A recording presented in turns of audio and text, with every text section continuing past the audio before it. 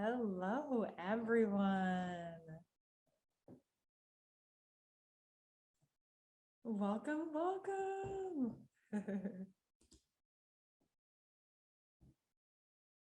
Welcome. We're going to start in just a moment. Thanks for coming on.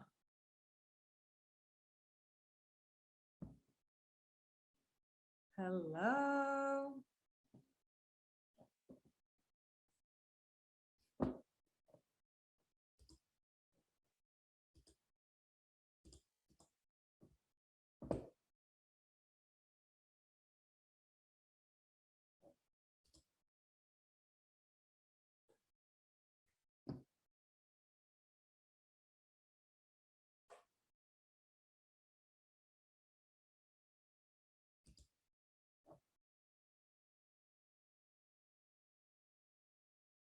All right.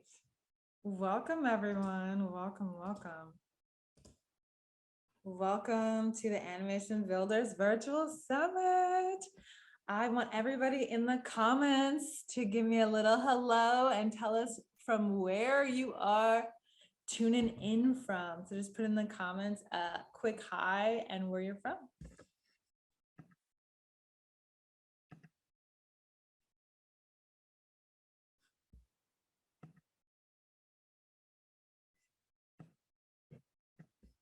Wow, we're getting, everybody's still coming in. They're all just joining right now.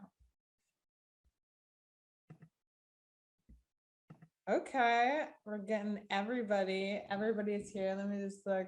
Okay, we got some Texas, Dallas, San Francisco, Rhode Island. Whoa, the ATL.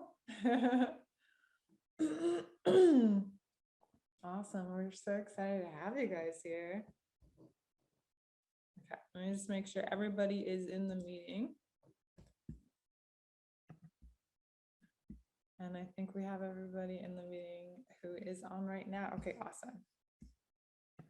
Okay, cool. So, you guys ready for this? Can I get a little wave? You guys are ready for this? Awesome. Okay, so we are going to get started. I'm so excited to get started. All right, here we go. I'm admitting people as I go, so bear with me. All right, this is the Animation Builders Virtual Summit. Congratulations to all of our semifinalists, to all of our finalists who were part of our contest. Congratulations. Congratulations. And I just want to say special thanks for all of you guys for putting in your hard work and creativity on these. It was a lot of fun, our team going through it. So thank you so much. And just feel free to wave at me if anything's going wrong. You guys can hear me, give me a thumbs up. Okay, cool. Okay. All right, so we are going to get started. So I put some handouts on the website. So if you just go to the website and you go to the drop down, there's a handout button, but this is the URL. But these are just handouts for the things that we're going to go over today and just other things that we might talk about today. So I'm so excited. So just a really quick, a little bit about me is I'm an animator and producer, and we focus on kids and family television films. Won some film festival awards, and I'm a voice actor. I'm represented by Aqua Talent here in LA, and I am on the Netflix roster as well as I am on the ACM talent voiceover roster. I'm also on two other rosters of agencies in New York and Atlanta, some top agencies, but just mainly for their specialty work. I sing in 30 languages and I get like 1 to 10 auditions a day. So I wanted to just share that with you briefly so you guys knew who I was there. These are some of the films and TV shows we've produced. We love working with kids and families, so that's just like our specialty. It's been a lot of fun over the years. Started out in animation, learned a lot, and still having fun with it. If you have any questions, feel free to just type it in the chat as well. Okay, so I'm also an author of books. I have 5 children's books, albums as well, and a lot of those inspire my work for film. So I'm excited to talk to some of you guys who have some ideas for film and television. Okay, cool. So I want to start out by asking you guys, what are your goals? So I asked a lot of you guys what you were interested in learning today at the Animation Builders Virtual Summit. And a lot of you overwhelmingly wanted to learn more, talk more about the voiceover industry and improve your work within the voiceover industry. Yeah, someone posted the link for me, so the link's there. So you should be good, Derek. Cool.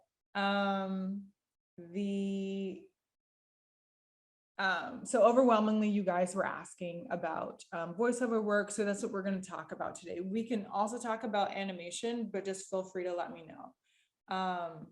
Yes, someone, Josh says he wants to hone in his skills as an actor more. Yes. Oh no, it's straight through Netflix. And I will share with you the links of where to register, where they can find you.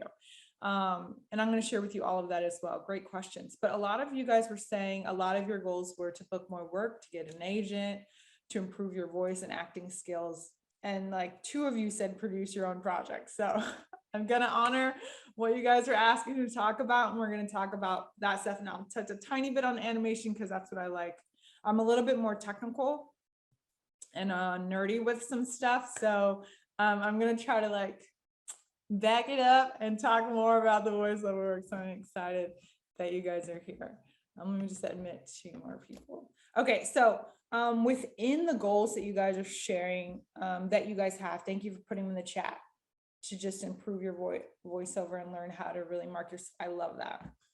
So within those goals that you guys are putting in the chat, I want to ask you guys, what are you doing? What steps are you currently taking? So if you're a newer voiceover actor, or even if you're a veteran, what are you doing?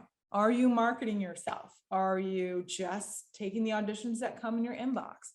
What are you actually doing? And then ask yourself, who is doing what I want to do? So if you're here and you want to do more animation, if you're here and you want to be like a specific voiceover actor like Bob Burden, who does the voice of Tweety, what was his pathway to success? What was her pathway to success? And ask yourself, what is that person doing? Then I want you to ask, what do I need to learn? Do you need to learn the business side of acting?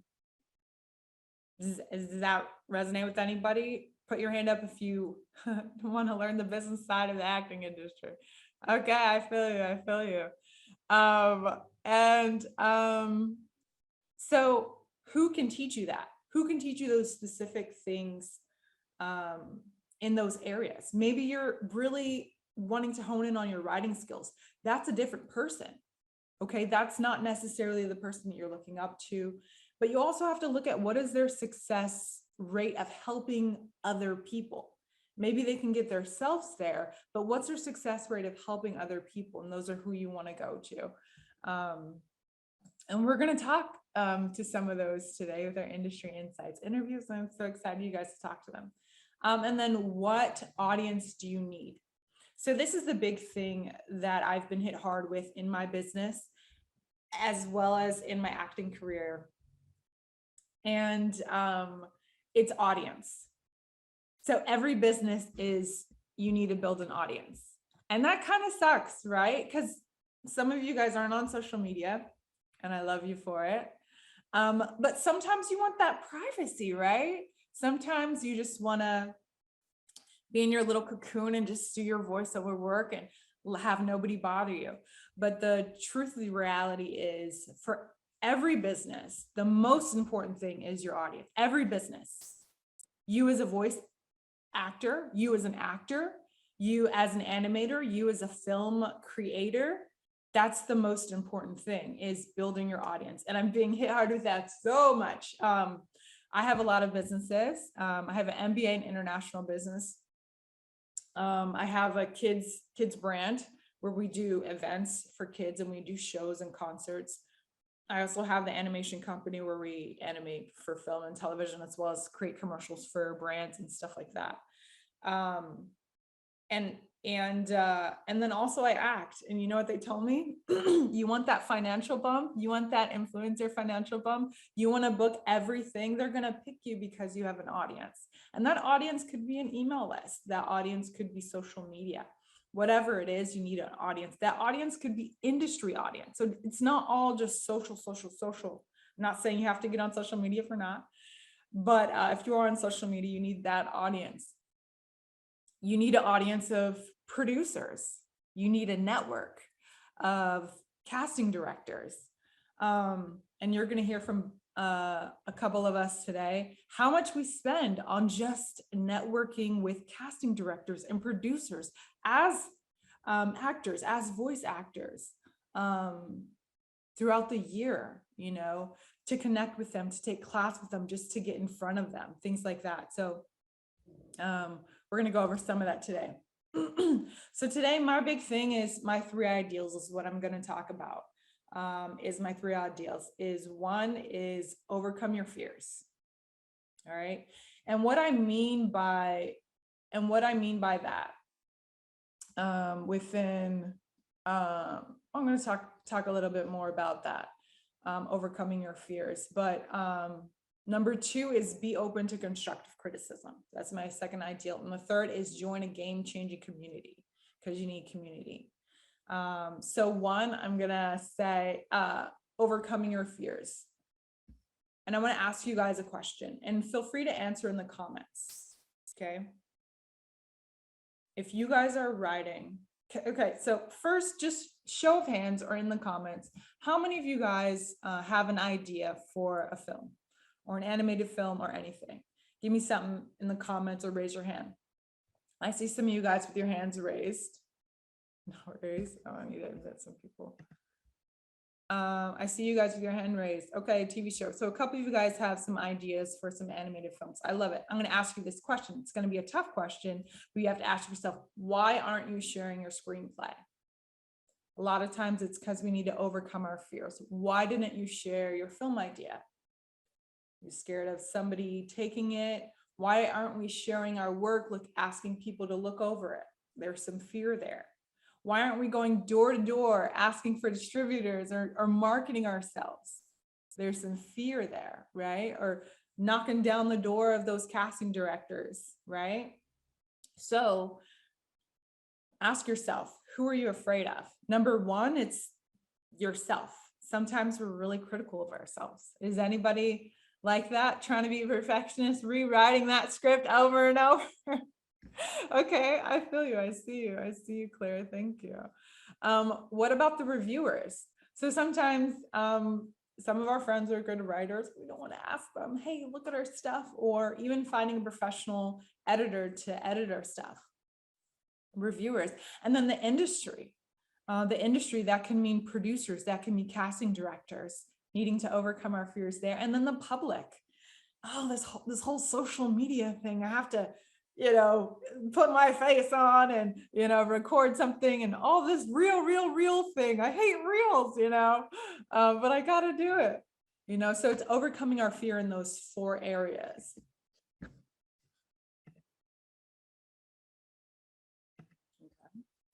And then I just want to talk about how do we overcome our fears? So just going to start with ideal 1 is how to have confidence. I think confidence is really helpful, but what is confidence? Okay. And I feel like confidence is a skill. It's understanding the talent industry, number 1. So some of you guys are like, well, I auditioned 5 times last year. How come I didn't book? I'm going to tell you the most successful voiceover actors are auditioning 500 times in the year, and they're booking 8 of those. That's the ratio. And so understanding the industry is going to change the game for you. So when you get those auditions on voice123.com, you're going to say, let me let me go ahead and submit because it's a numbers game. And when you understand it's a numbers game, when you understand the marketing necessary for it, and I hope this helps someone, encourages someone, like some of you know some of the things you need to do and you've done it once, but you need to keep doing it. So this is that encouragement to keep doing it, keep reaching out, you know, and then practicing. So if I was to just pull one of you guys up here and I was going to give you a cold read, all right, how many of you would be comfortable with that? Like if I just pulled you on stage right now, how many of you would be comfortable with a cold read? Just put your hand up. And that's okay. Derek's comfortable. So that comes with practice. And just making auditioning so second nature to you. So I'm really lucky. I started out working with kids, and if you ever want to get on stage with kids or read books to kids, you got to have a lot of confidence because they will tell you how you're doing right away. I remember the first time I played ukulele for a little boys class. They were all 5-year-olds. Guess what they did?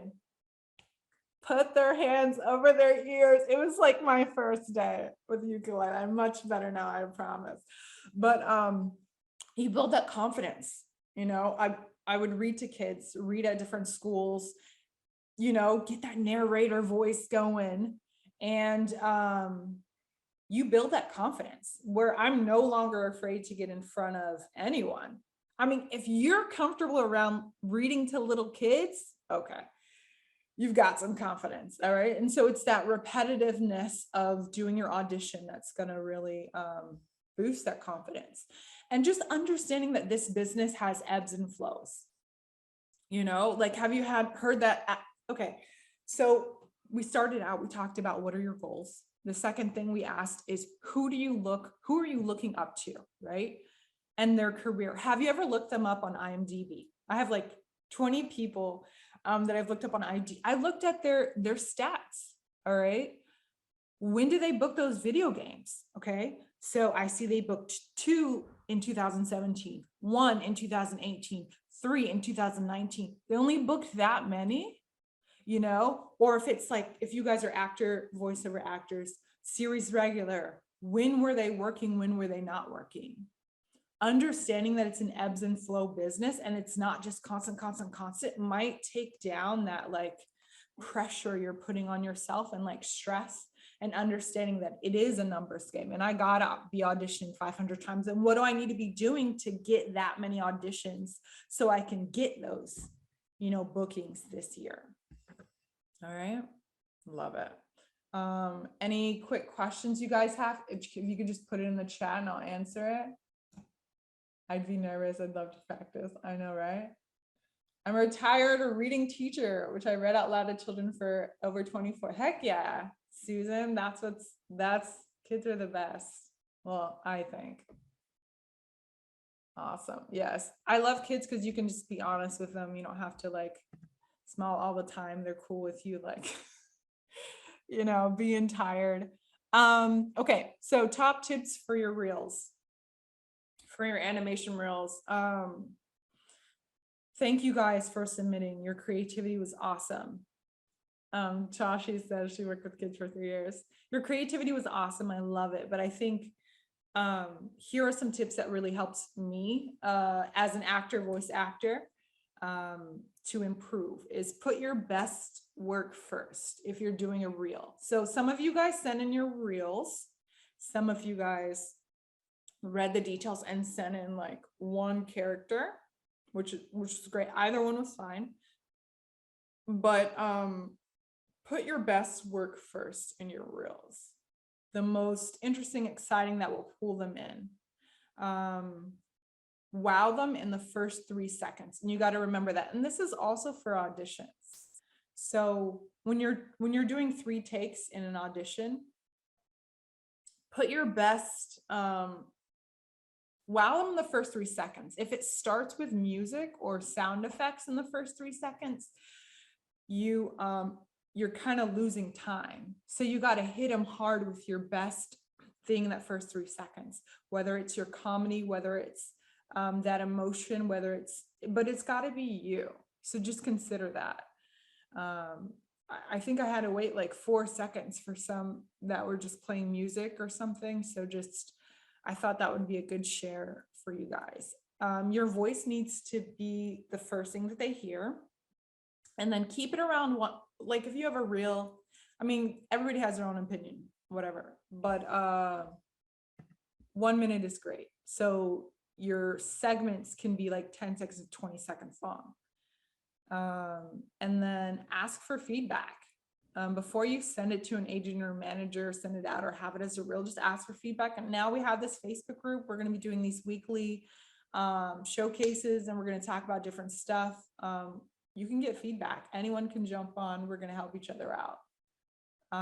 And if you do a script, if you're copying someone's script, just know that, you know, a lot of people may have heard it already. So just change the details of it. And we're going to do a practical right now on that.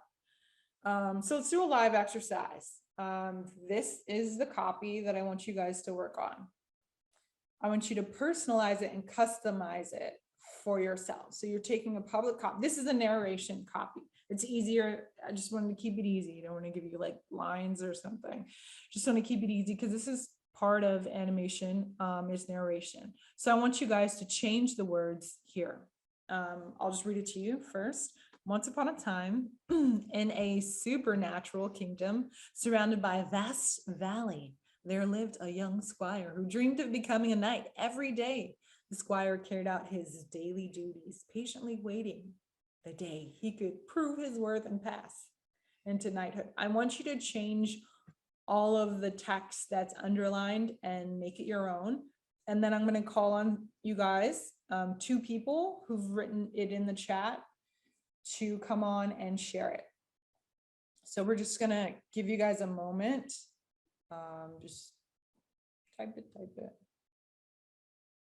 Yeah, write it, and then say it. Write it in the chat what you modified it to. Because a lot of you guys were asking for real help. And so we want you to modify this. The same thing for your commercial reel. You might take 3 commercials you found, you know, maybe a beard commercial, maybe a Google commercial, and then maybe a Coca-Cola commercial or something like that. But you might change the words around, or if you found copy online, you might change the words a little bit. And I want you guys to get used to that, because your writing is important as a voiceover actor. Sorry to say, you don't only get to read, you also have to, you're such a deep part of the whole process. And I'm going to show you, because I'm going to show you an animation, it's like further down in the discussion, how much you're a part of the writing, how much you're a part of the production, you as a voice artist. Yep, write it in the chat, unless you're ready. Everybody whose hands raised wants to go? Okay, cool, okay. So Jeff wrote something. Okay, cool. So let me just unmute Jeff. Hold on. Okay. All right. And Jeff, you're on. All righty. A long time ago, in a magical kingdom surrounded by a lush green forest, there lived a young farm boy who dreamed of being a great warrior. Every day, the farm boy carried out his chores, patiently awaiting the day he could pass the test and join his comrades in arms.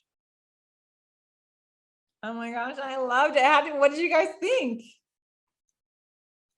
Oh, look at all the applause you're getting. Oh, okay. Great job, Jeff.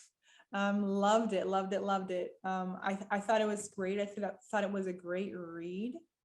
And I just love the change that you made. I think you made a decision on who the farm boy was going to be. And it was really fun. Thank you so much. Glad you liked it. Thank you. Okay, let's see if anyone else is brave enough. Oh my gosh. Okay. I remember the name Dana. Okay, let's do Dana. Dana. All right, hold on. Let me unmute you. All right. Oops. We'll try again. Hello. All right, Dana, you are up. All righty. Long ago, in a jungle kingdom surrounded by forests and swamps, there lived a young toad who dreamed of being a wizard. Every day, the toad carried out his day eating flies and learning spells so that one day he could save his family from ruin.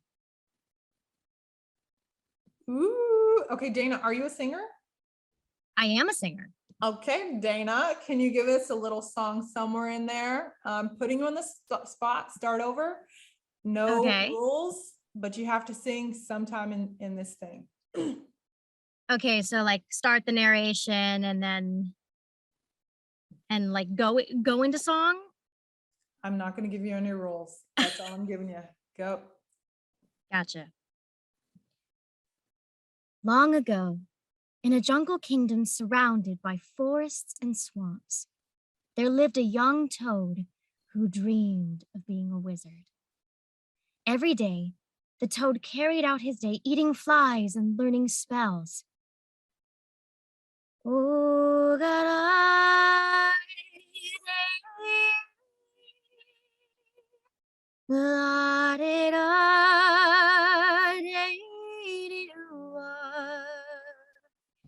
he learned the spells so one day he could save his family from ruin. Woo! So Dana was ready to be put on the spot.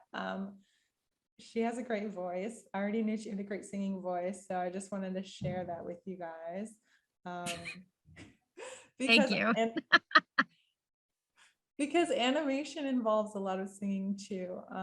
So if you are a singer, that's also something you want to do. What did you guys think about the feeling she brought in during her read? What did you feel the first time when she read it, and then what did you feel this time when she incorporated the singing?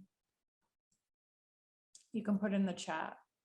They felt the mystical, the magical, the fantasy. Yeah, I think she pulled them in a little bit into this story. Yeah, second time felt more magical, more like I was in the world, and that's beautiful. Yes, and that's beautiful because a lot of times us as voiceover artists, we want to take the listener out of their world and bring them into our world. I think the best shows are the ones for me that I'm not focused on their acting, right? I'm so lost in the world, and they're messing with my mind that I'm just like feeling those emotions instead of saying, oh, they're a good actor. If I ever stop and say, oh, they're a good actor, I'm not invested. But I think she just really pulled us in. I mean, I honestly liked her first read. I thought it was fun as well. I just wanted to show her off, you guys. Shout out to Dana. Okay. Thank you. Okay, so we're gonna do one more. You guys are awesome. Does anybody speak another language? Does anybody have it in like another language? Can you like throw in another language, like a couple words here or there, not the whole thing? I'm just gonna put somebody on the spot. You're gonna have to throw in a different word here. I think someone else did that. I'm just gonna pick randomly. Let's see, what do we got? I speak English, and somebody said. Okay, Elizabeth Tran, are you ready? Oh, sorry guys, I'm so excited actually. Elizabeth Tran, you are up. Okay. Years ago, in a magical kingdom surrounded by an enchanted forest, there lived a young fairy who dreamed of becoming a girl. Every day, the fairy followed her mother's wishes, patiently awaiting the day she could leave her kingdom and explore the human world. Nice. Do you guys have any feedback for her on that one?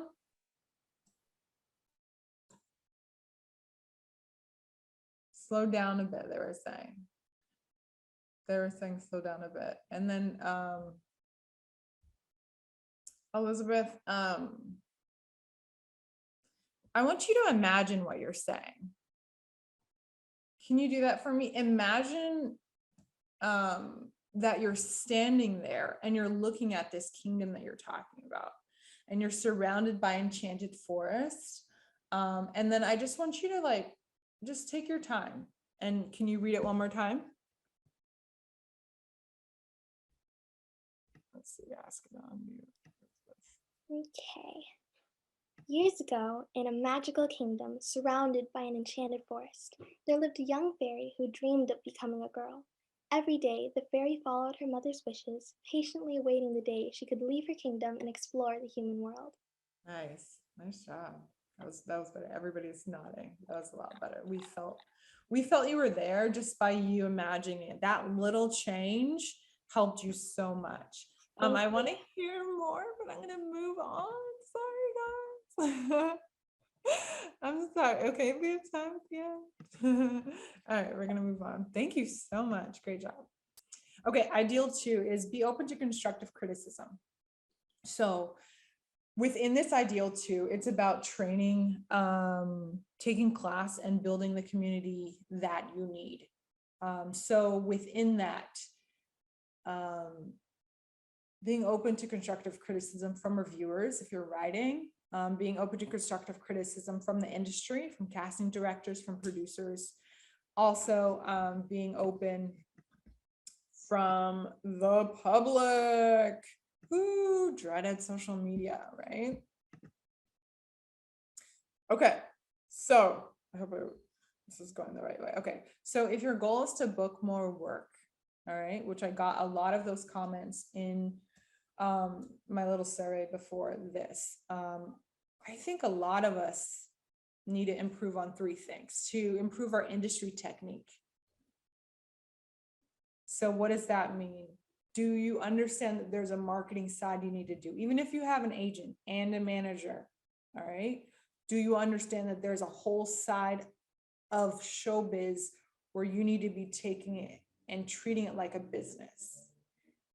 And if you haven't delved into understanding what that means for you to network consistently, to build your audience, industry technique is how you book more work. So a lot of you guys are like, I want to book more. Okay. Second is submission technique. Submitting yourselves, like just submitting yourself. There is a technique how you're placing yourself. Like when they say to put, you know, an image and a little short, what are they called on Actors Access? Those little short, hi, my name is. Those little things are important to add your submission technique. When they tell you to put a slate, sorry, yeah. So when they tell you to put a slate on every video, when you submit, on every video, on every picture that you submit, and you say, well, I have it on a couple, it's your submission technique. When they say every time you submit, put notes in, and you say, well, I do it a couple of times, your submission technique needs improvement. And then audition technique is also important. Submission technique also includes just like submitting to agents and managers, how you submit to for auditions. Let's say you're submitting on like Voices 1, 2, 3. Are you adding in the notes every single time your email and phone number, although it's on your profile somewhere? Okay. And note, these websites update like every other day, just like Facebook. Those developers update their stuff and the layout every single day, right? And so handing them the easiest thing, give them your phone number and email every time you submit in the comments, right? When you're submitting to your agents or for booking, are you submitting your contact information? Are you just giving them what they asked for? Are you doing extra stuff, giving them a long paragraph? Are you writing a long paragraph when all they want was you to just submit, you know? So you got to think about those things. Yeah, so someone rose their hand for that. Brittany, did you have a question on that really quick? Let's see if I can unmute you.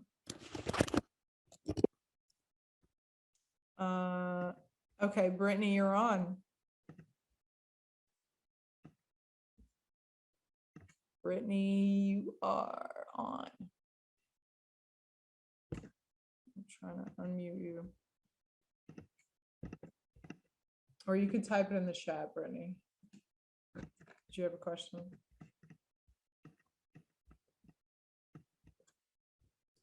Looks like I can't unmute you. Okay, she no longer has a question. Christy, did you have a question? No? Okay. Just checking. So a lot of times it's our submission technique that's our hamper. I'm long-winded. Okay. I'm long-winded. I love to be long-winded in emails, but I had to change that. And then things started changing. Then I started getting a lot of responses back. I like to be super professional with my emails, but I had to be more casual and find something that connected with them in the email. So my submission technique needed work, audition technique, then our audition technique. So if they allow you, do you consistently give 2 or 3 takes? And are those 2 or 3 takes different? One thing that someone told me that was a game changer for me and just made me feel amazing in my auditions was when you audition, always give 3 takes if they allow it. 1, give them exactly what they ask for. 2, give them the opposite of what they asked for. And then 3, do something completely different. And I think some of you were asking me before that, yeah, at least 2 or 3, Ricky, Glenn, Rick J. Glenn is confirming with me, is that how do I come up with these different ideas? Well, just think of something simple. Think of maybe your attitude or your background. So like, maybe I'm having an attitude today when I'm reading this, when I'm reading this in a faraway land, maybe you're being irreverent in a faraway land. There laid a mystical realm. I can't read that one. That one's hard. But it's just like the attitude. If you start out with something like the attitude, are you angry? Are you having a bad day? Are you joyful? So that could be the opposite one. Just think of emotions and also think of background. But we'll go into that in just a second. Okay, so how do I book more work? Audition technique. So read the entire script and read all the instructions. So 1, read all the instructions on the casting website, and then read all the instructions on the script. Like, read the entire script. It's going to give you direction. You have to read what the other people are doing as well. It's not just your lines. All right, you got to read what everybody else is doing and read the instructions. If it says to no slate or do a slate at the end or send it an MP3, it's always really specific what they're looking for. So give them exactly what they're looking for.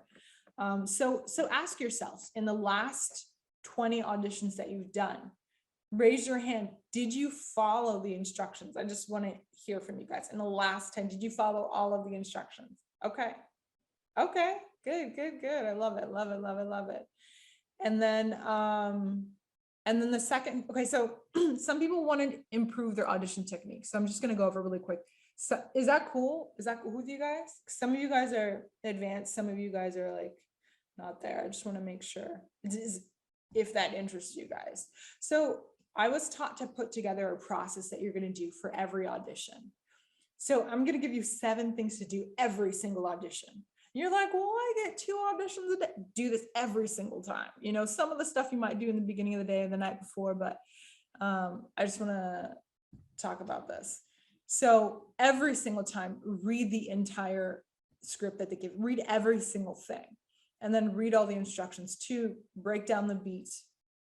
And I guess I can explain that in the next slide. Actually, let me do it now. Okay, so, and we're gonna get practical on this really quick. So breaking down the beats. What does that mean? So beats are just like, I loved how this one teacher taught it when they said beats are behavior, environment, and topic. Okay, so any change in the scene that demands a change from you, behavior, or the way you say your lines. So why? To make your performance more interesting, so you're not just a one note actor. So within your beat, you're looking at like why kind of behind you're saying each piece, and then just changing it up. So behavior, it's like,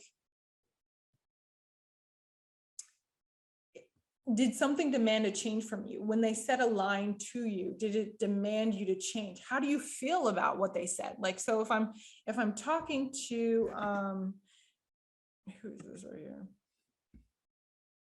If I'm talking to Eric, right? Yeah, if I'm talking to Eric and we're having a conversation and he says something to me, how would I respond to what he said? Am I just continuing on reading the script, or am I changing what I'm saying because I responded to what he said? So that's part of what you're doing within the beats. And then this was a really cool thing that they showed me. You, even as a voice actor, need to define your movements. So I was talking to Tran, who just read, and I said, imagine what's going on. And the only reason I could tell you that was because someone told me that. I was looking around, I was doing the scene correctly, but they were like, what are you seeing? What are you imagining? Do you see the reporters taking photos of you? And I was like, oh no, I wasn't. I was just looking around, going through the motions. Imagine it, see it. And so number 3 is just defining your movements. And so one of my coaches, she said she likes to give it an animal movement. And so within voiceover, it's more about weight, spatial quality, and timing, but of your voice. But is the character slow? Is the character huge, right? Is it a huge, bear that you're doing a voiceover for? So is he slow or is he fast? That changes the weight and what you're gonna do. If I'm a smaller person, hopefully I have a higher pitched voice, but I'm 6'1", I'm a really tall person. So, we can, have that low voice, right? That's fun. That's always fun. So define your movements, and just her suggestion was to choose an animal. Are you like a butterfly? Is that your movement? How does that change how your voice acts? And so that was helpful for me. So every time I just did something, I came in, my movements were just like, I just chose an animal, and that was helpful for me. So create your character bio, and then create your character history. And you might be saying, why?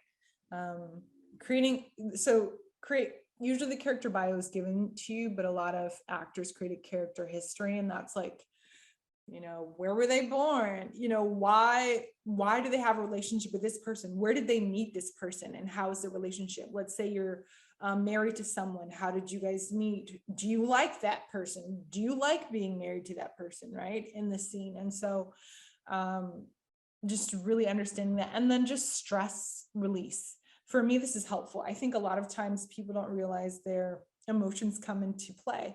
I'm sometimes a really happy person all of the time. And so sometimes my reads are incorrectly bubbly when they're supposed to be something else, which might be opposite. Some of you guys maybe are like, I'm tired, so my stress is coming out in this read. And you can hear it when you play it back. You're like, oh, that was bad.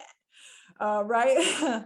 So find a way to relieve your stress. For me, I just write down, like, I come from a sports background, so I don't notice that I'm having a bad day or whatever, like that I had things on my mind. And so if you're a person who was trained to be positive or whatever, is not good with their emotions, sit down and ask yourself, how do I feel? You know, what was I, if how do I feel doesn't work, ask yourself, what was I thinking today?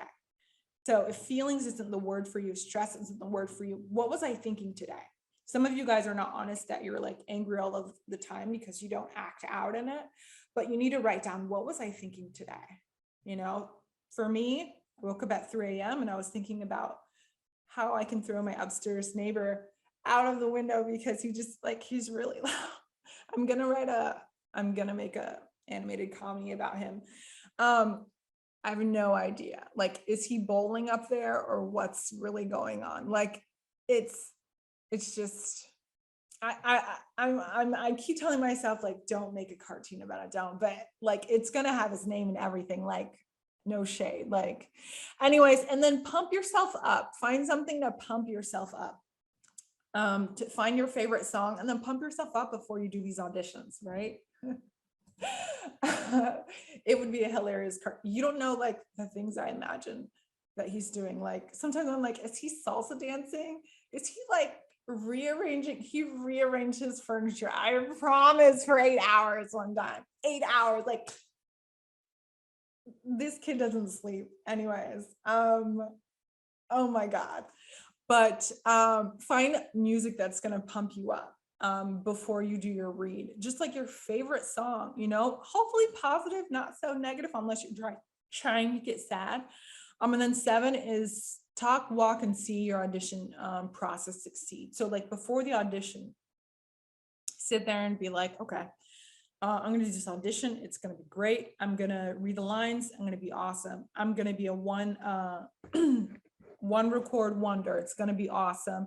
They're gonna get it. I'm gonna send it out. My agent's gonna send it to them. They're gonna get it. They're gonna listen to it. They're gonna love it. And they're gonna call me back. They're gonna email me back. I'm gonna open up my email. I'm gonna see the email. I'm gonna be excited about that email. I'm gonna respond to them back. Yes, I'm available. They're going to ask me, do I have Source Connect? I'm going to tell them, yes, I do, because I got Source Connect. And then I'm going to go pay for Source Connect because I really didn't have Source Connect. And then I am going to, yeah, and then I'm going to, put it on my calendar the day that we're going to record, and then we're going to record. I'm going to get a new pop filter, you know, once we record, after we're done recording, I'm going to feel good. After we record, I'm going to have my favorite, you know, cup of coffee, because I couldn't have any sugar before I recorded to protect my voice. And then I'm just going to relax and have a wonderful day. And so like talk yourself through it, walk yourself through that, and then like see it. Some people say manifesting. I mean, some people are like, I'm not from LA. So like some of these words like are like cringe. So if you're from somewhere else and you don't like these words, I like to just say talk, walk, and see your audition. And it's not so much about like making it happen or something, but it's a beautiful way to put yourself in a positive mindset. It's a beautiful way to, right? Cringe. It's a beautiful way to put yourself in a positive mindset and to remind yourself of the industry and remind yourself, hey, I'm getting my 500 auditions in this year so I can book, right? So that is what needs to be done for every audition. So raise your hand if you do your pre-audition work every single time, and it includes most of these. Raise your hand if you do it every single time. Okay, Christy's the only one. You're better than me, darling. Okay, so all of this before every audition, every single time, it's going to help you book more. All right, we're going to do a live exercise, another one, and I want to hear from you guys. Yeah, most of the time. I love it. I'm going to talk about character types. All right. So what's the difference between, so there's a million ways to say this. There's a million books and everybody says stuff. All right. But this is the simplest way I think that we can explain it, is flat and round. So what's the difference between a round and a flat character? The biggest difference between a round and a flat character is the character's complexity. So I'm just going to like show you an example. This will make it easy. So you guys sent me a character description, right? For your auditions. Yes. Why did I ask you for that? because I wanted to understand your character if I was going to animate it. Remember, I was going to animate 10 of your guys's projects, right? I was going to animate 10 of your projects, right? So I wanted to understand your character. And so I asked you to write a character description. So a flat description would be a man who is a social worker, right?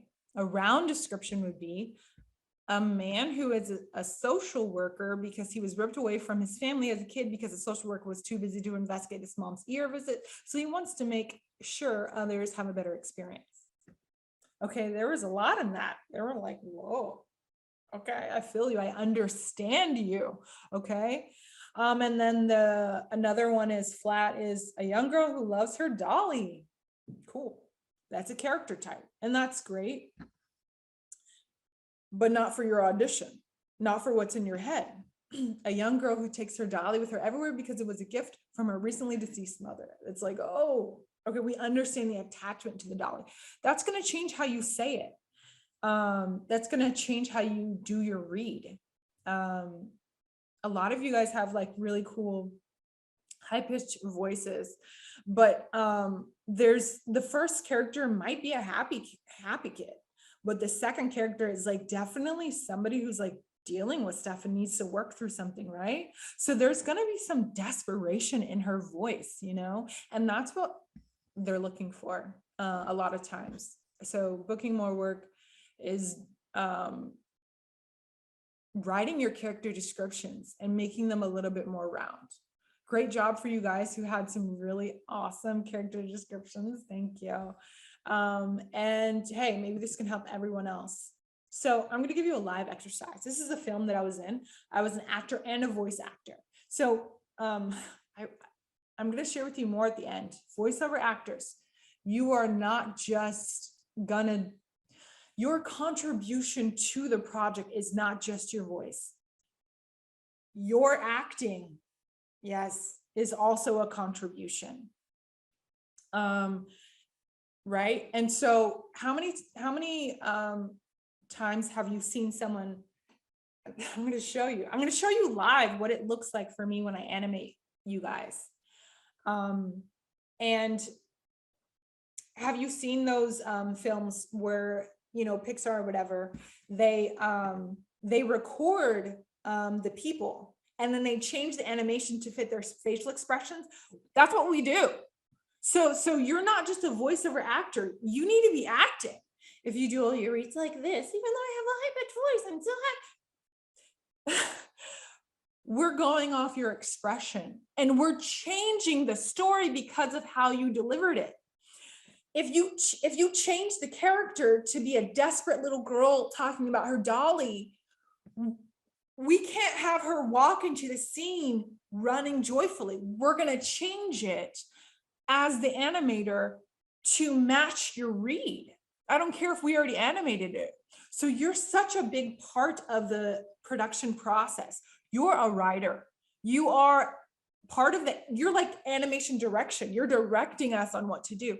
So your character descriptions were part of the 10 that are going to win the animation that I'm going to give you. And I loved some of them.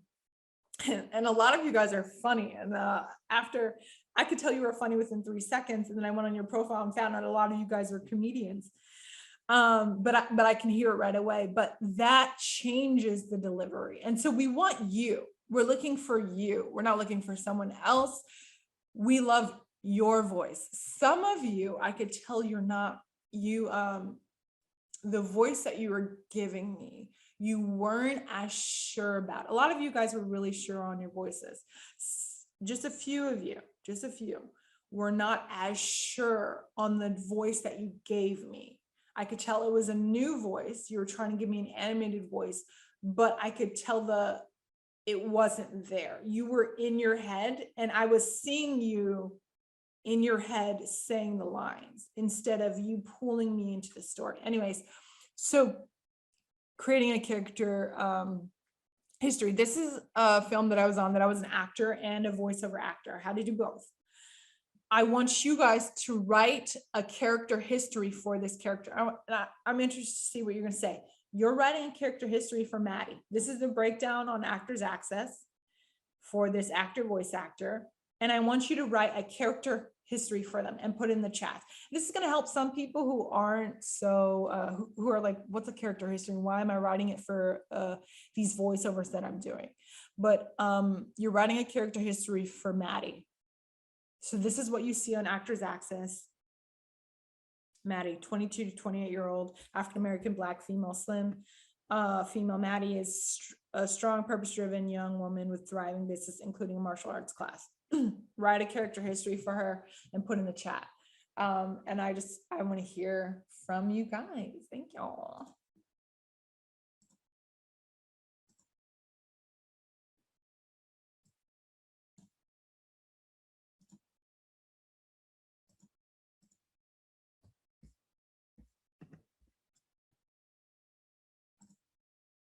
For those who are joining, we are doing a live exercise where you're going to write out a round character history for Maddie. Maddie, this is character description we found on Actors Access. And I want to see what the character history you guys have for Maddie. And then I'll pull some of you guys up and have you share it. All right. We have Claire. All right. So Claire, we are going to unmute you. Let me just try to do that there. Claire, you are on. All right. Maddie was inspired by her mother, who worked so hard in her job as a university teacher. She wanted to live up to her expectations and worked hard herself to make her mother proud. Maddie was also inspired by anime to start up martial arts classes.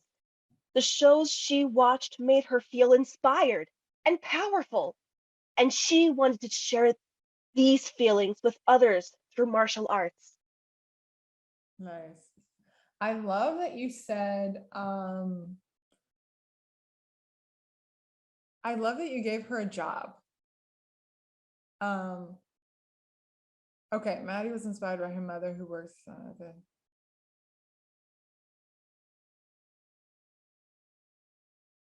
Who's her mother? Can I ask you? Do you want me to improvise her mother's name, or do you want to?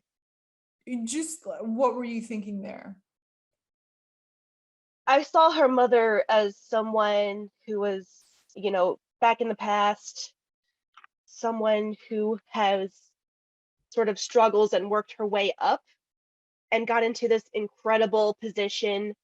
And Maddie was inspired by the hard work her mother went through and wanted to live up to those expectations and make her mother proud. Oh, and I love that you gave her the anime to start up her martial arts class. I think that was really cool that you gave her something really specific. But I want to ask others, what did she get that you felt like was a little off on this, and why? Does anybody see anything that was off on what she shared, where she was talking about she was inspired by her mother?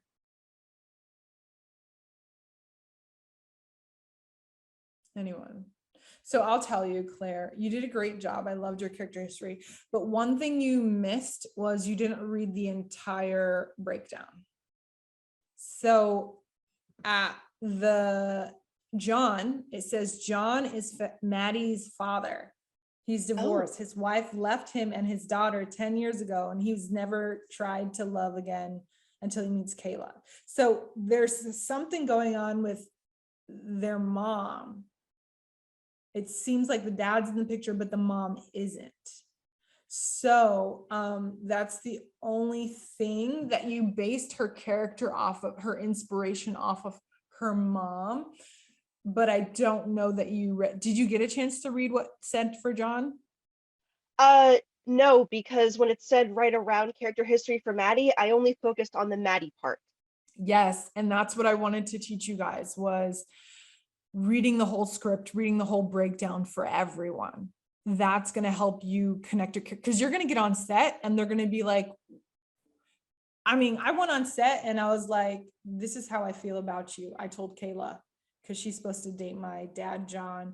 And she was like, well, this is how I feel about you as my character. And like, I think someone else asked me, like a specific question about my character, because not everybody knows everything about your character. So it's important that you understand your relation to everybody else on the cast when you're writing your character history. And it's important that you read everything, even the character breakdown on Actors Access. I loved your character description, but I wanted to show everybody that we got to read the whole thing. It's not just about Maddie, and that's gonna help you book more. But amazing job, Claire. Thank you so much. Good job. Sorry. So who else wants to go? All right. Okay. What does she struggle with? Okay. I only looked at Maddie. Got it. Okay, so Tashi. Can Tashi go? Okay, I'm gonna ask to unmute you.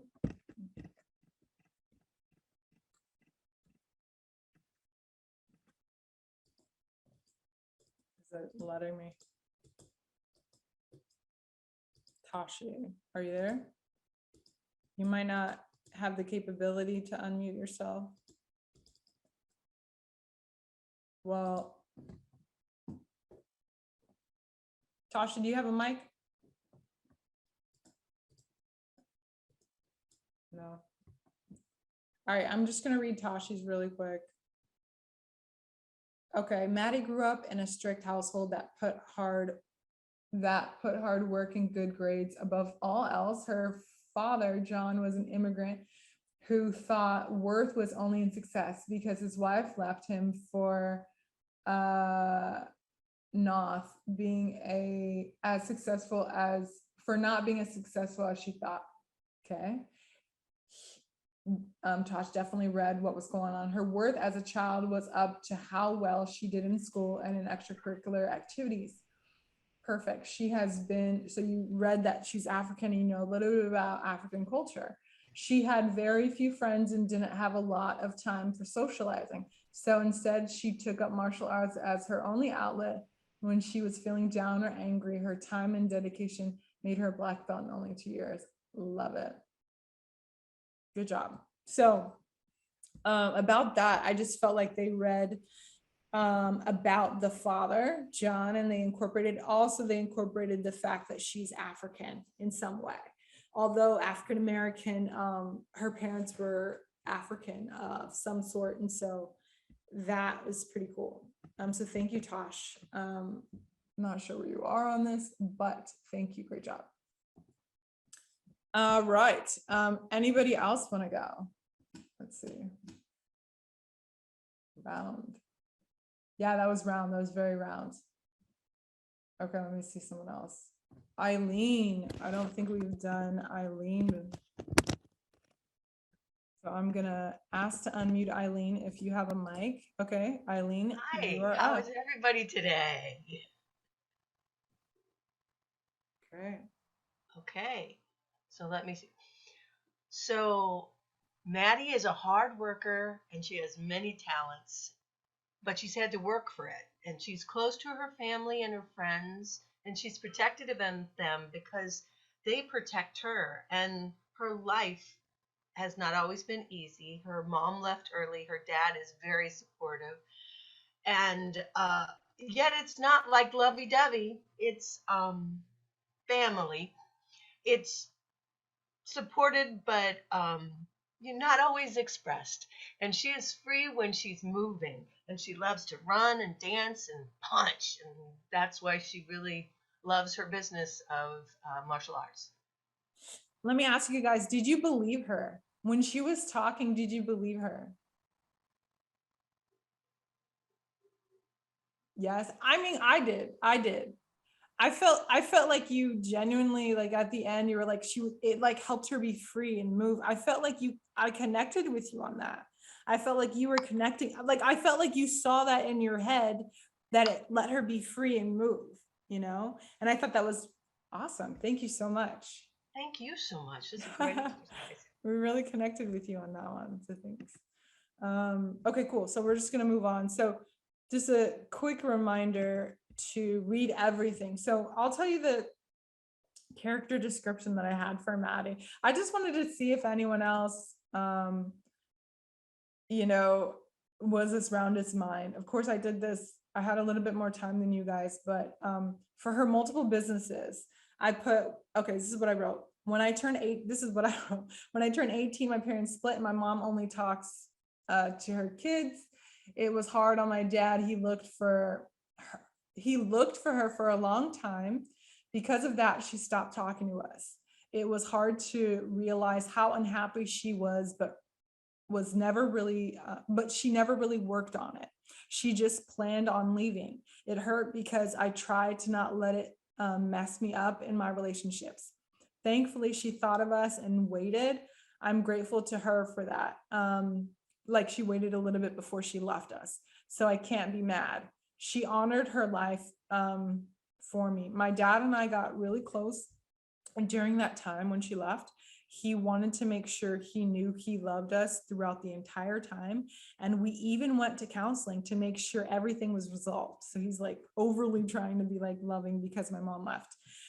He is very affectionate toward me and wants to always show women love because part of him, he feels like he missed something with my mom. I feel like he should just live and even encouraged him to date again. He always refused, but now that I'm out of school and sending him money and nearly settled, I think he's more open to it. So that was what I wrote. And then I went crazy and I wrote the businesses. I created a whole business and I was like, Cappy. I own a thriving animation business called Cappy for mocap computer animation photo illuminations that works for top films doing FX for Marvel, Nickelodeon. Like I went crazy. Her second business was Animate Me. Her third, and I really went in it. Then I went into my relationship with Jason. And I talked about how we met. Like I went in. And so I want to ask you guys, so like the same thing happens for a lot of actors, Viola Davis, Betty Gabrielle will tell you how they research their characters and what they put into every audition.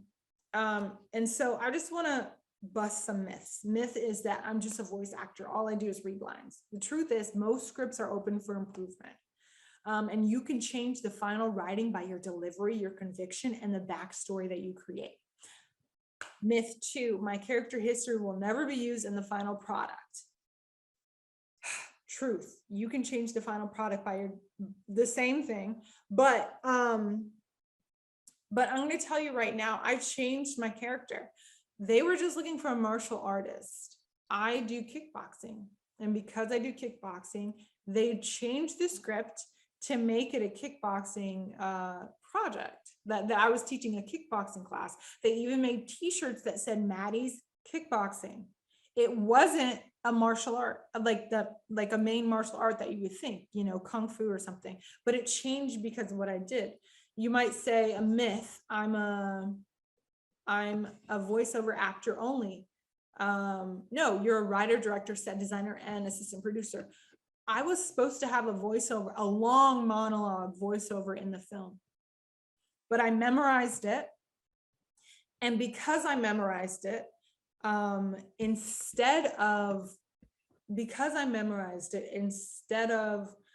doing it as just a voiceover, they filmed me saying this line and I got to act it out.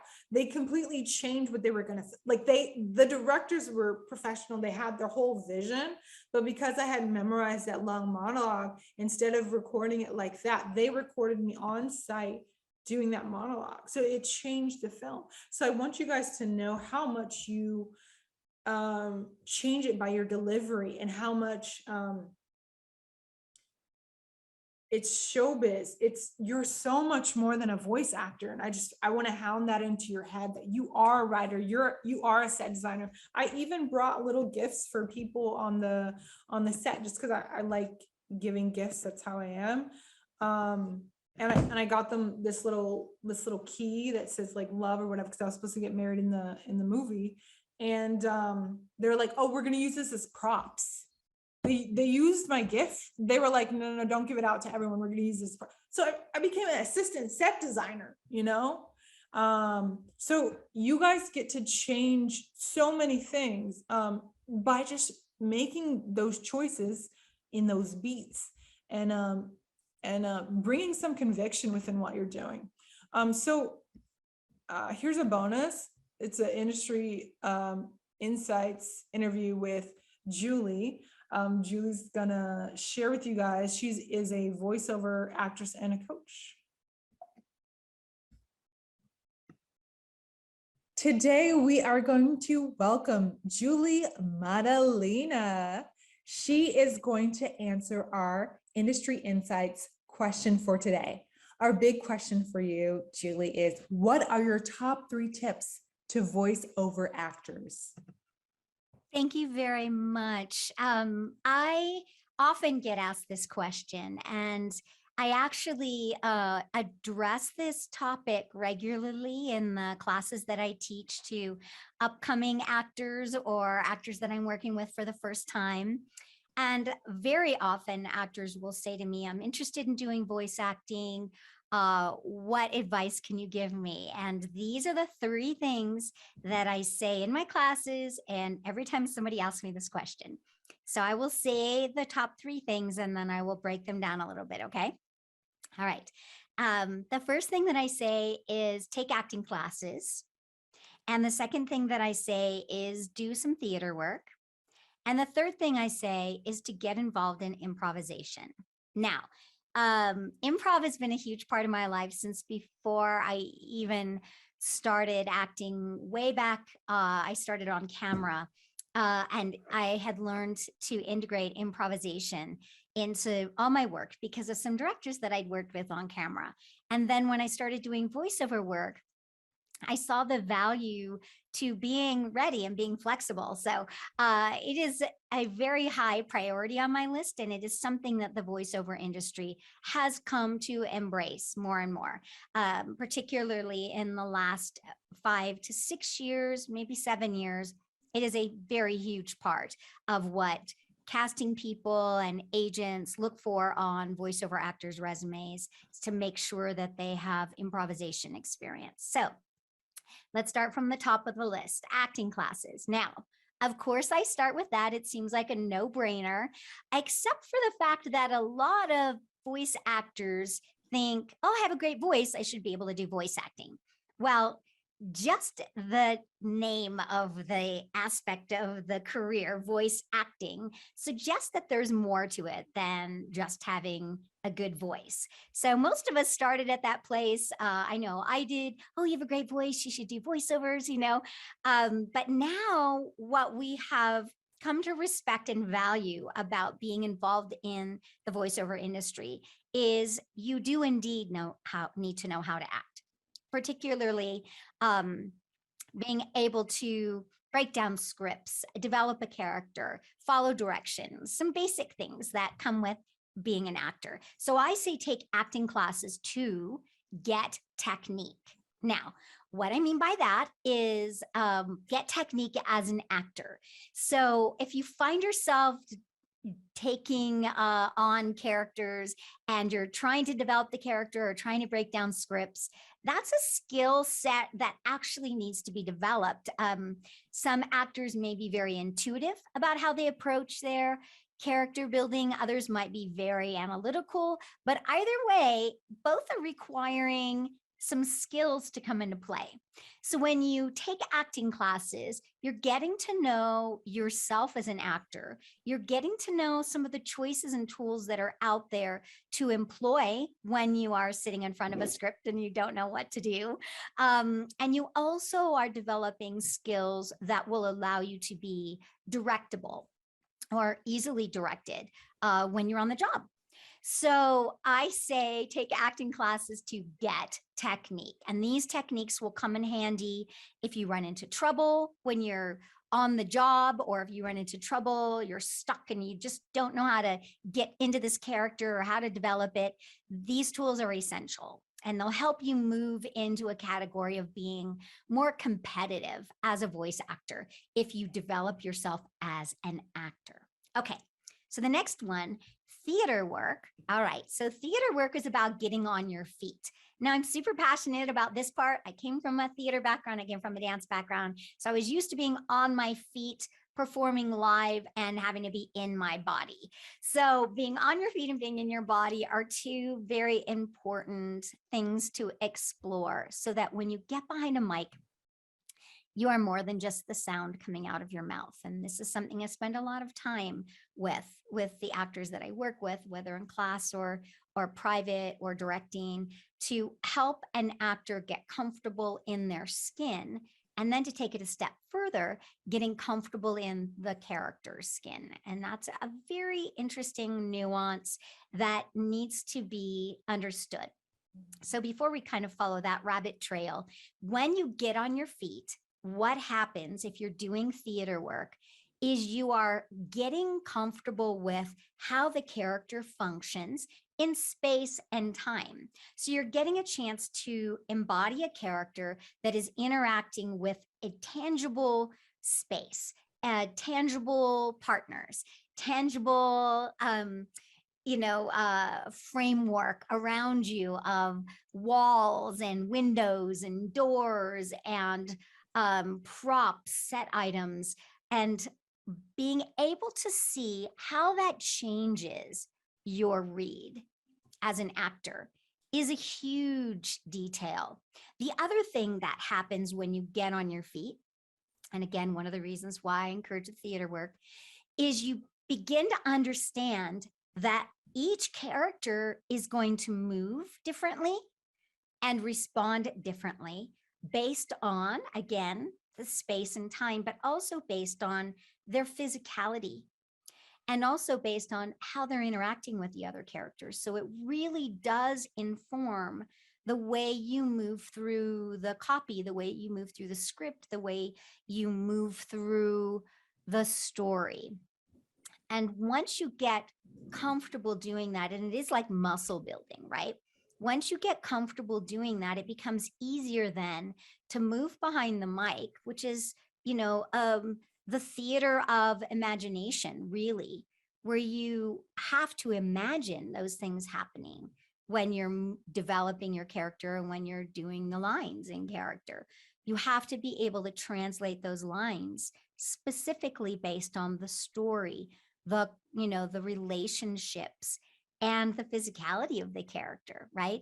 If I'm doing a teeny tiny little fairy that's flitting through the forest, it's going to be very different than if I'm doing like a grandma in a house coat that's slogging to the front door with a cigarette hanging out of her mouth and a house coat and house slippers on. The physicality is going to be different, and it will inform the way the voice leaves the actor's body. Okay. So now number 3. So we've had so far the acting classes, which is get technique, the theater work, which is get on your feet, and then the third one, which is improv, which is really about getting out of your head.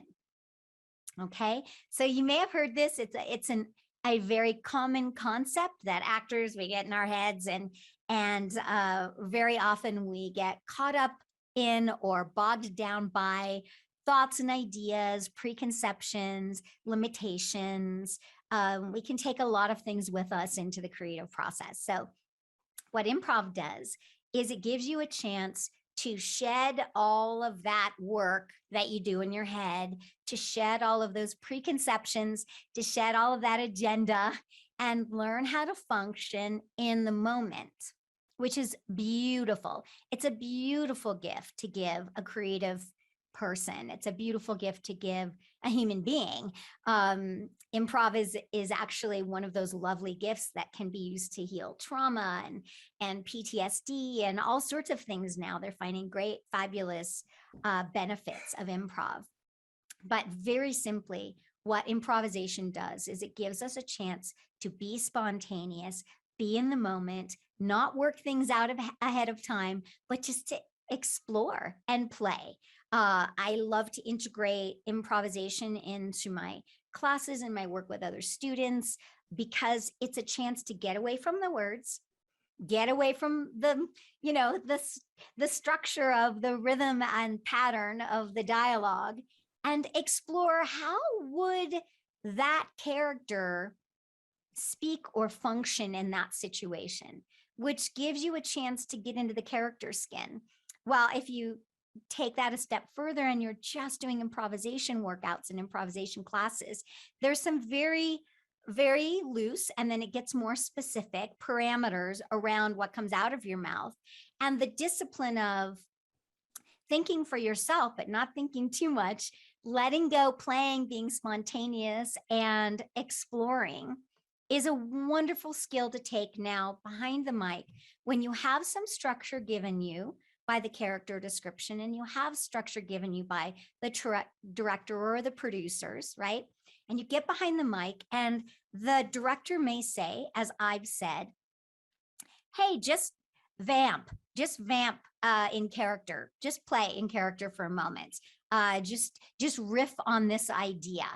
And in that sort of exercise, you get a chance to kind of settle into how does this character function? How does this character work? What does this character feel like? You know, how would this character do it in this moment? And then you come back to the dialogue, and there's this rich life around the dialogue and coming through the dialogue as a result of exploring the thought life and the physical life of the character. So now I'll tie these all up with sort of the bow of, you know, we talked about get technique, acting classes. We've talked about theater work, getting on your feet, and we've talked about getting out of your head with improvisation. So we tie them all up together because each one is about getting comfortable in your skin, in the character skin, having the tools that you need to break a script down, and being able to imagine, right, the theater of imagination, being able to imagine how that character would move in space and time and respond and react to people and things, right? We tie that all up with the bow that says you want to see, think, and feel in character. So this plus this is going to be reflected here out of the mouth. So the more you allow yourself to connect, feel the character and the body, connect with the emotions, connect with the story, connect with the physicality, like I was talking about, like grandma in the house coat versus the little fairy flitting through the forest, right? And the more decisions, the more you can connect here, the decisions, it's the technique, right? Being able to make decisions about the character. What's my story? What's my relationship? What's my want? What's my core quality? What's going to anchor this character through all the things the character is going to go through? How am I going to hold on to the character, right? So if you're making decisions here, you're allowing yourself to connect physically here, what's reflected out of the mouth, because it's truly a reflection. If you're making this decision and making this decision, you're going to get that three-dimensional character, okay?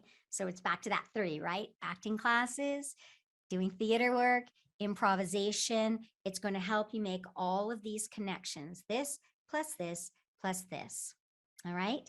Ultimately, what we're doing is we're transitioning from being a talking head, right? Being a good voice, right? With nothing else going on, and being an actor that is skilled, tooled up for the job. For instance, my husband was a contractor for years and years and years. And it didn't matter how good he was, if he didn't have the right tools for the job, he was handicapped, so to speak, because he couldn't do what needed to be done on the job because he never knew on any given day what tools were going to be required. So we're doing the same thing as actors. We're developing those things. And the more comfortable you are in your skin, again, that brings us to the theater work and the improv. The more comfortable you are in your skin, the more access you're going to have to emotions and allowing yourself to experience the emotions and experience the dynamic and the range that would be required of your character. Okay. I have a lot of actors that aren't comfortable laughing because it feels weird letting those sounds come out of your body, you know, or screaming or crying or yelling, you know, or raising their voice or getting angry, right? We all have a framework that we've been trained by. And these three things, right? The acting classes, the, you know, getting on your feet in theater, and the improvisation are all designed to make room and equip you to have a space and have the tools to play with anything that gets thrown at you as an actor. So that's my, in a kind of a nutshell, my answer. I know it's kind of long-winded, but I'm very passionate about those three, and I have continued to pass that information on.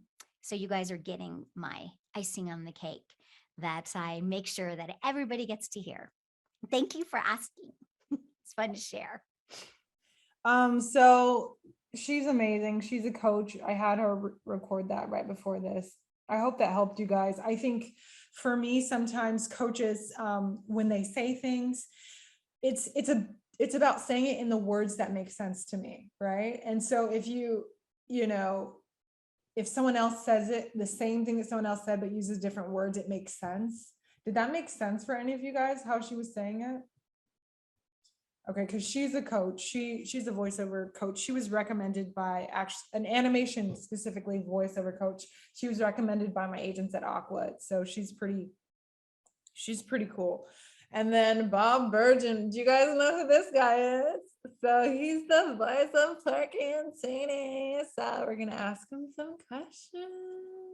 Can you guys hear everything okay? Can I get a thumbs up? Okay. All right, so we are gonna move on to Bob Burgeon.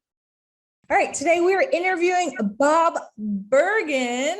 He has voiced Porky, Tweety, Marvin the Martian, Henry Hawk, Sylvester Jr., and Speedy Gonzalez.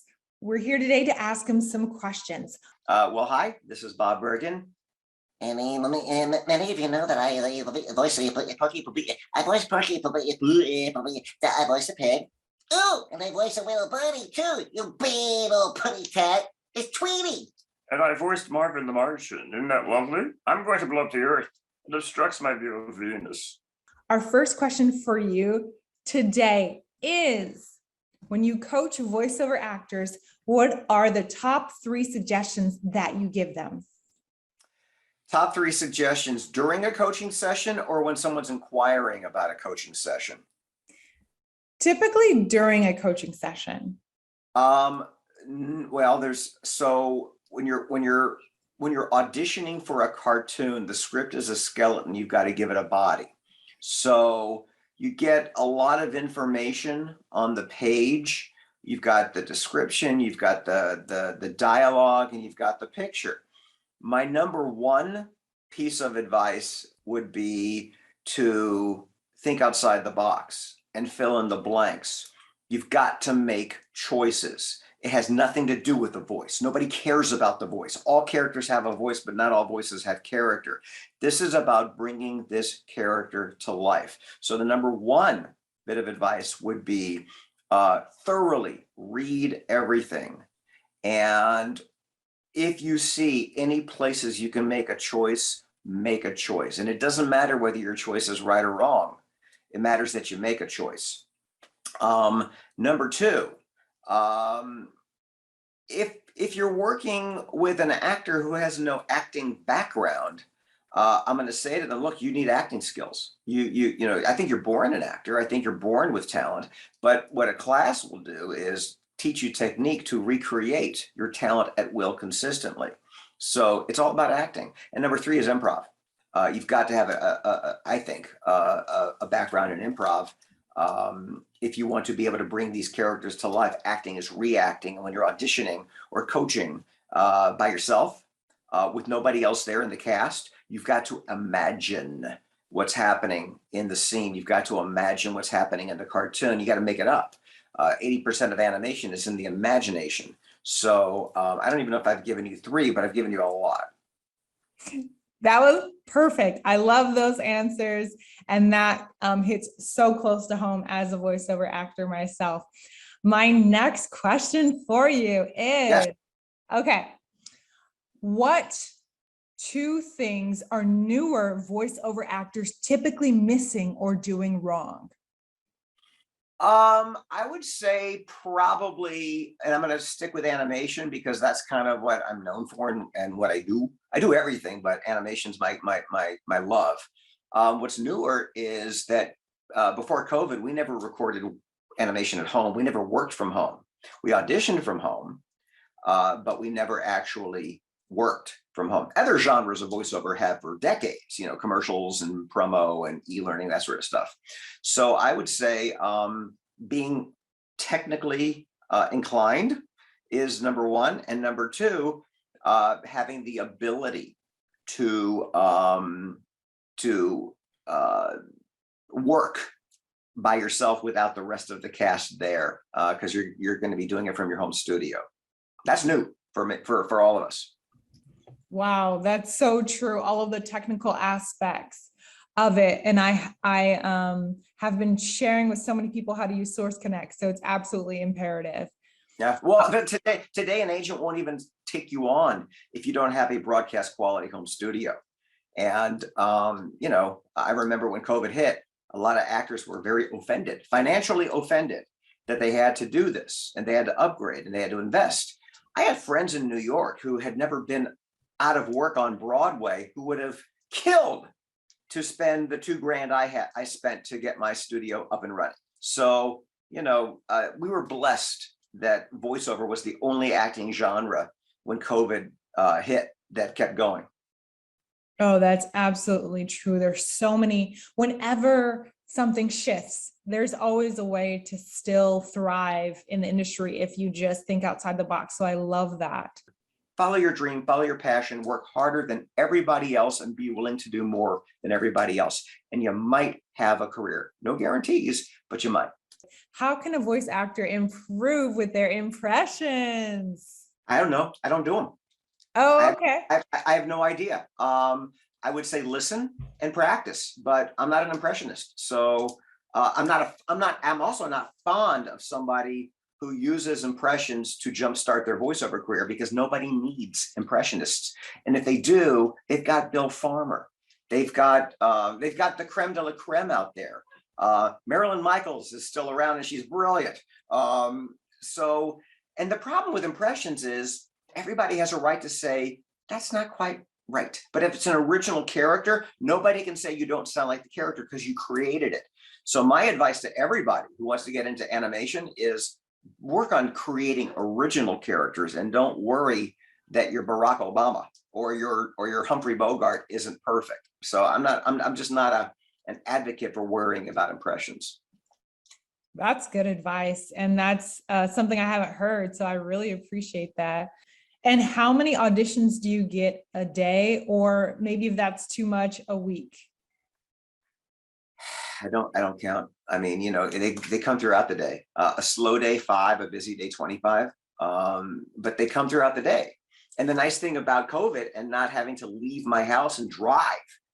I mean, half of my day before COVID was spent on the freeway just trying to get to jobs. So now I can fold laundry in between jobs and be available for more auditions. And things will come in at 11 and say, hey, this is a last minute thing. It's due by 1. So I'll just, but an agent who knows that their client is available at a moment's notice will get more auditions than those who are a little bit, oh, I didn't check my email, or, oh, I forgot I was at lunch, or I was getting my nails done. And then they're not going to be getting the first round of auditions because they're not reliable. So I get a lot, but even a slow day, if I only have 5 auditions, I'm done by 9 because I want to keep my day free for other auditions to come in, or I spend my day as a 9 to 5 marketing. So if I have no work or no auditions, I'm in this room where you see me right now all day long marketing my career. That's huge. That's huge. So tell everyone, what does it mean to be a business owner as a voiceover actor? Even though you have an agent, even though you have a publicist, what does it mean to now be kind of your own marketer, business owner as a voiceover actor? And what does it take? Well, it's a good question. I've been doing it since I signed with my first agent because remember Jack Angel when I was 16 at that workout group. He gave me the instructions on how to market your career. I will tell you that the difference between then and now is that everything he had me do then cost about 10 grand a year, which is why I worked five days, 7 nights a week for about 5 years. My first 5 years as an actor represented and auditioning, I had lots of survival jobs to be able to afford the marketing, which was, well, for the first few years, I was still living with my parents, and their dining room table was an assembly line. I had my typewriter, my paper, my padded envelopes, my reel-to-reel demos, and my crack and peel labels, because you labeled your reel-to-reels individually. And I would do a personalized typed letter. I had every agent gave their actors, if they wanted it, 2, 3, 4, 5,000 names of their buyers and casting directors and producers of the various genres of voiceover. And I spent about 10 grand a year in postage and all this time sending out my demo. Today, I do the same amount of marketing, but it's free because it's all done electronically. There's no tangible physical demo anymore. It's an MP3, but I still do the same amount or more because it's less time consuming to send out. So to give you an example of what I would do, because I also have creativity ADD. I can't do one thing for a very long time. I'll get bored. So I might wake up and go, I have nothing to do today. I don't know. I have no jobs. So I'm going to market my radio imaging career. And for your listeners or viewers who don't know what radio imaging is, you're the branding voice of a station. So in between songs, it's the voice that comes up and says 102.7 KISS FM, or this is Joe FM, that sort of branding job. You have to find your own creative way to get yourself out there in a professional way that shows off personality, that is interesting, and that is also short and brief. So I might say to myself, I want to market my my top 40 or my pop radio imaging demo to every station that does this particular kind of music in Orlando. And I just go to Google and I find every top 40 station in Orlando. And I go to their corporate website and I find who their program director is, and their email address is always there. If it's not, just do a little surfing and you'll find the formula for their email, and it's usually first name dot last name at or whatever. You'll figure it out. Come on, people, be a little bit smart. You know, you don't have to be a sleuth to be able to figure out how to email people when their email information isn't easily available on a Google search. But guys, you got to be creative. You got to make it fun. You got to put some personality in it. I've marketed my demo to stations in Northern California. I will go on the producer or the buyer's social media page and get a feel for who they are and what they do. I sent one to a radio guy, and I looked at his Facebook page, and he and his wife like wine tasting. And so in my cover letter, I said, in between auditions and working, one of my passions is to go wine tasting. I'm a volunteer big brother. I just pepper little things about me, but I find some way to connect our dots together. And they look at that, and it's a connection. You're not just a talent, you're a business person. I also took marketing classes. You know, I took a class on how to be an agent. It's called show business for a reason. So great, brilliant actors are 50% of what you need to do. The other 50% is being a smart, creative business person. Yeah. All right. So what do you guys think about that? Yeah, he's amazing. He really brought a lot for us. Just so generous. Like, you guys, I hope you know, like, he's totally being generous right now and just like gave us that. Because he doesn't have to. But like, what do you guys think about his marketing? He is the voice of Porky. And yet he himself, with the top agents, I'm talking about, he has the top agents, he has his pick, and he's marketing himself like 6 hours a day. What do you guys think about that? And how does that like make you feel about how you're doing your own marketing? Anybody want to get on and just talk with us about that? Jen, I feel like you were feeling it the whole time. Claire, do you want to come on? I just feel like I'm gonna pull up Jen real quick. Jen, if you could just jump on. Hold on. See if it lets you unmute. Okay, go ahead, Jen. Hi. Yeah, that was fantastic. What great information. Yeah, in terms of marketing, I think that's it's incredible. Yeah, doing your own direct marketing, going out there, taking classes and how to be an agent, like getting in on the inside. That's so smart. For myself, I actually was just going to. I come from a small town, in just outside of Vancouver, Canada. And so I know connections at like our local entertainment and like the newspaper writer for our entertainment section in our newspaper. So I was going to go and talk to him about how to become like the voice of my community here in White Rock, which is where I live, and see how I can best just get out there and connect with local businesses for maybe I could be the voice of their business if they want, and just get my name out there on a local level, but like on an international level, yeah, just like connecting with people and clients internationally. I have some clients in Brazil and Japan, and doing work, remotely has given me the opportunity to connect with so many people worldwide. So it's awesome. So have you already talked to that person or you're going to talk to them? I am going to, yes, for sure. Let's hear in the chat, everybody. Send her some encouragement. You got to do it, Jen. You got to do it, Jen. I You got to will, do it. totally. Tell I'm her. super Tell her. stoked. Jen, because we want to hear how you did, and if you were persistent and if you were persistent to continue to ask until you get the yes that you need.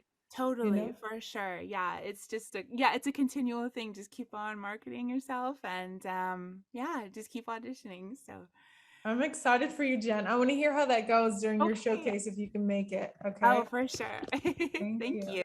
Deshawn, did you want to talk about how you're doing in that and what you thought about the voice of Tweety and Marvin the Martian? I don't know if it's gonna let you unmute. Go ahead. Yes, hi, how you doing? Yes, he has just blessed us with like a ton of information. Marketing is just something that I've started to really invest a little bit of time into.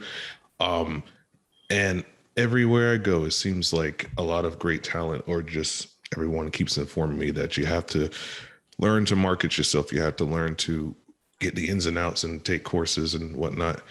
And like this experience has just been like really good for me, honestly. And I'm thankful to be able to come into this panel and meet so many talented individuals, to be blessed with this knowledge. I will say that it's definitely motivating me to get a head start and like literally after this panel, just start going up and start changing some things. That's definitely going to be my go-to for this next couple of days. So what specifically can you do? What's like one specific thing you can do that you can share with us? Well, I noticed there was something I think is what called like cold emailing, sending like my information and things to like not only like the talent pools and agencies, but just like content creators as well, so that I could like get something to put on my resume. So far I don't know. It's just been kind of like, I want to do it. I know I got to do it, but I just been kind of putting it off. Work and not just family. It's just been kind of making things sluggish for me. But I definitely want to let that be a focal point going forward. Do you think that, you said you're a family man, do you think that you can give 5 minutes a day to at least sending it once a day? Oh yeah, absolutely. Okay, I want to hear in the chat, you guys, send Deshawn some encouragement. Tell him you can do it. We want to hear from you that you sent an email every single day to one of your target list. All right, we're getting some go Deshaun go. Okay, so Deshaun, we want to hear some good news from you. If you have time to come to one of the showcases on Facebook, we want to hear your success in doing the work. All right, it's on you to do the work, and then we're gonna see what they're gonna say. But you're gonna get your yes. You keep it up. All right. Thank you so much. Thank you. Does anybody else want to get on and chat? Brian, is that you? Did you raise your hand? Okay, let me try to get Brian on. Brian T. I'm trying to ask you to unmute. Let's see if it lets you. I'm trying. Okay, there you go. Oh, okay. Hey, I hope everybody's doing good. He really spoke to what I've been doing for years now, because I've been a stand-up comedian for 25 years, and I've got into acting, and now I'm trying the voice acting. Been at that about 3 years, I guess. I'm still a novice, but I just got fortunate with getting some books on Audible and Amazon. But the one thing that I've learned and I'm trying to do is, I'll give you an example of something that's happened recently. I got a show, a one-nighter at a little bar up the road, and what I did is I cut my own commercial. So that's where voiceover comes in, and it was a slideshow. So learning these skills of video, how to edit video, we all know that from doing. I know you know that from doing auditions. Is very powerful. And now that I've got my studio set up in my closet, that's what level I'm at right now. I got put together my own commercials now. So marketing, every day you learn something different, and if you're not learning something different, you're putting yourself out there, so every day I'm doing something. I mean, and when he said he sits there for 8 hours or whatever, that's what I do. I'm right here. If I'm not on the road or I've got an audition today, as a matter of fact, not for voiceover, for a film, but these things right here help too. So I feel like I'm learning a lot today, and connecting, networking too. Nice. So those. And Brian, how many bookings do you get a month as a comedian? That varies, like everything else. I mean, some months, like January and February, were hot. Holy mackerel! Right. Then all of a sudden, the last 3 weeks I've been here. So it's just like acting, and that's what my goal is to have. When I'm not on stage performing, I'm in a film, and now I'm adding voiceover. So when those two aren't going, I can come back, and I did a book last week, I think it was. So I'm trying to plug everything, so I'm constantly, in the entertainment world somewhere. I like that. And I'm glad we got to hear from you, because you already market yourself as a business person, as a comedian. So it's great to hear that now you're going to put that towards your voiceover work. And we can hear the funny, we can hear how comfortable you are already when you do your voiceovers. I think I heard it when you did your, with the read that you sent in. I could tell in 3 seconds, 1, you were comfortable in your own voice. 2, that you just delivered it in a funny way. And I wasn't even listening to the words. I was laughing within 3 seconds. So I think that's just about that consistency of work and getting in front of audiences and practicing. So thank you so much, Brian, for sharing your specific business journey as a comedian, voiceover actor. Thank you. Yeah. Let's do one more. Does anyone else want to share something that they're doing? If I can't see, you might have to put it in the chat. Is everybody good? Okay. Diego, did you want to share? Okay, let me try to find Diego. And I am going to unmute you now.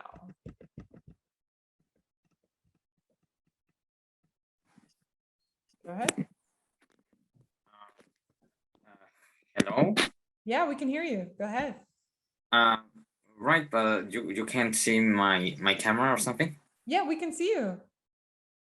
Really, I cannot see myself. That's okay. Go, tell us what you wanted to share. What are you working on?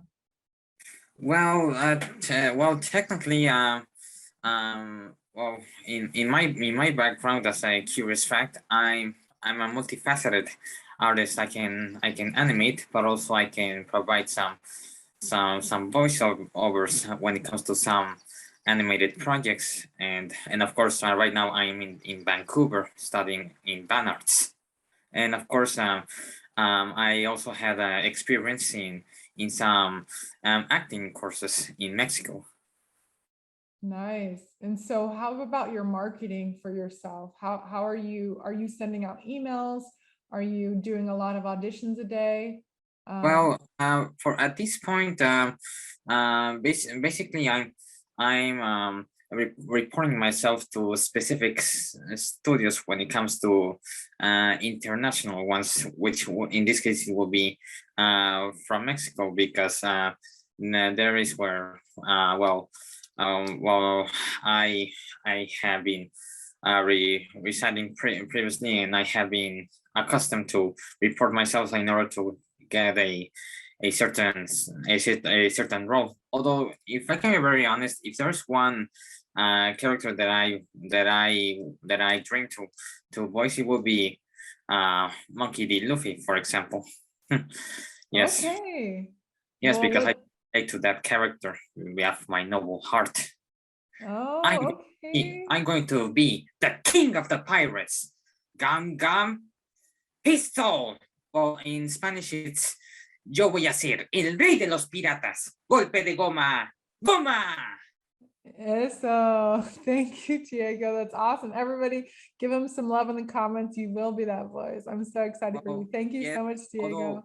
Although at this point they had already the voice actress for the redub on the Spanish version. Although I'm trying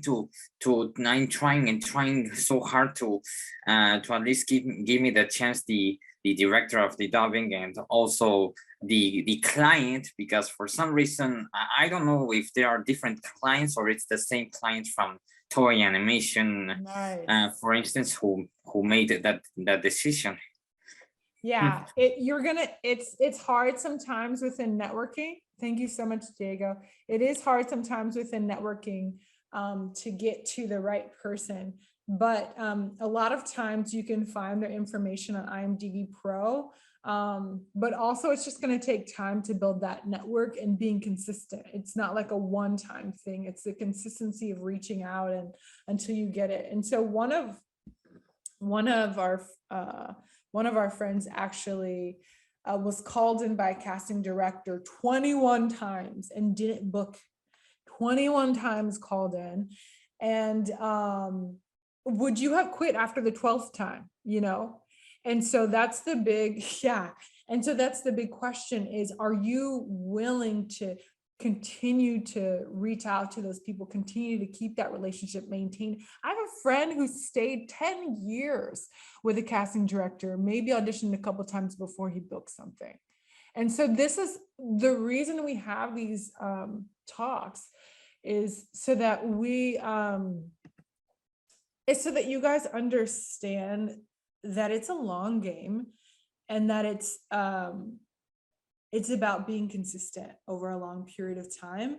And then it's also about creating your own content. And that's why we say audience is the most important thing. If you have that audience, if you had a lot of followers, even if it's like 5,000, you can leverage that for casting. You can leverage it for bookings. You can leverage it in your city when you're trying to say, hey, I can promote your brand or this and that.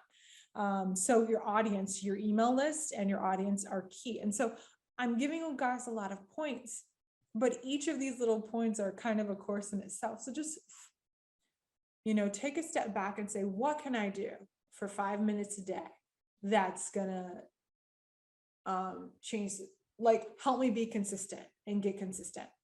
Okay, so maybe for the first month, 5 minutes a day, I'm going to send an email out to some nonprofits. I'm gonna record a voiceover for them, and just like was it Brian who shared with us, he's making video. Make a video for a local nonprofit. Hey, I want this to be on your social media. If you like it, can we post it? If you want some more, I'm going to charge you, $15, whatever. Start wherever until you can get up to the industry rate, 200, 300, 500, 1,000. but build that credibility and build that encouragement for yourself. I talked in my last seminar, credibility builders. You all have family who owns businesses. You all have somebody who has a Facebook page. Create an ad for their page, add that to your resume, you know, create a bit. How do I create a commercial for someone else? Go find their competitor online, find their script, change the words around for your client. Record it. You know, if it's someone you know, you have family members who own businesses, make them pay you, even if it's something small. Tell them, look, my Bob Burgeon told me that I have to charge you at least $15 for this. Okay. Tell them like Kaita said, you have to at least pay me $15 for this. Okay. Start there and then move up till you get more courage. All right. It's $100, you don't have to do it for free, the whole time, but work with them, make it work. Okay. Once you're on a couple nonprofit ones, they're going to refer you, but there's a business side. So, we talked about the stuff you want to do within the industry, the emails, the marketing to agents, managers, casting directors, but then there's the business side of what are you doing to do it yours. If Bob Burgeon, the voice of Porky and Tweety, who has agents, has a business side, we need a business side so much more, right? So just want to encourage you guys on that, that it's showbiz for a reason. And so number 3 is a great community. So join a game-changing community. Sometimes we need 4 communities though. So acting, that's what the group you joined, it's part of it. I have a community that, I have a more elite community that we have as well. And I'll talk about that. But having a community, number 1, just to keep you encouraged. Sometimes our family around us or like our friends around us have different jobs, or maybe the job that you have aren't within the realm that you're in. No one's ever been a business owner. No one's ever been a business owner. No one's ever been into acting. And so, stay encouraged. If that doesn't mean you get a chance to go to these webinars or seminars, that does mean that you need to listen to a YouTube video of someone that encourages you, of some sort of coach, voice coach or business of coach or writing coach every week or 3 times a week to keep you up. Number 2 community you need might be your specialty community. If you're an animator like Diego and myself, then staying up with the animation community. If you're a writer, getting in those writing groups and writing 1 hour a day, whatever it is. If you are for the industry, in the industry community, Ricky is also doing some concept work for animation. Thank you. In the industry, building the community in the industry, because sometimes when we say community, email list, social media, you're thinking only social media, but you also need to build and maintain your relationships with these casting directors and people. And so for the 3 people here that don't actually have social media, I just want to let you know, if you did have social media and you did want to focus it on following only casting directors and producers, it's those touches that you make when you comment on their post and they see your name, right? It's your friends on LinkedIn and they see an article you post on a voiceover, or you comment on something on their LinkedIn. And then when they get that email once a month from you, right? That's another touch. And so we're using social media for work, right? We're using it strategically. It's not this big ew, okay? It's this big, how do I get 20 touches, every couple months for these people consistently, until we get to a place where they're, referring us. And then there's the public. And I'm going to say this, social media is great. Building your following is great. Find a way to get their email. I'm just going to tell you this now. You're going to have to take another course on why you're building an email list and CRMs later. But I'm telling you, build your following on social as well, but also build an email list, please. we're just going to say that and kind of leave it there. There's so much more we can unpack. That's like its own, you know, university course. Okay. But build that, build those four, what you want to have. So when you have your spreadsheet of contacts that you're keeping up with, you know, you want to have the email address of these people that are following you. So do something to get that. So within your acting community, that could be your agent and manager. That could be your acting coaches, commercial improv scene study. That could be your business acting coach, your branding coach. Some of you need branding coaches. Some of your voices are great, but just like when someone tries to pull you out of your box, not feeling like you have to now, I have to get a high pitched voice, you know, or I have to get a different voice.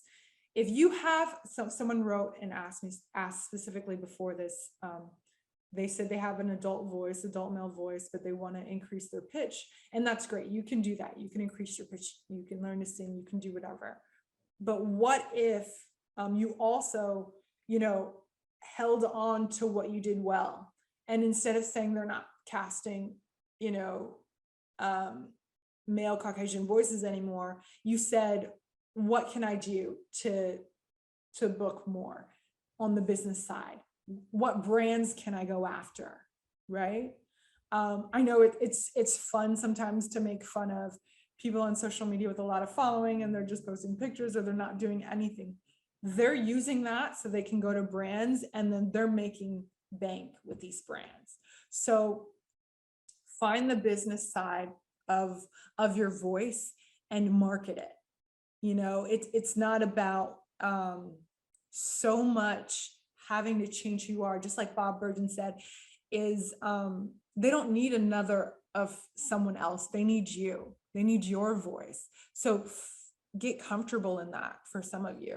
Some of you guys are great. I'm not talking to you, but anyways, business assistant. So some of you are ready to get an assistant to help you with these submissions and mail outs.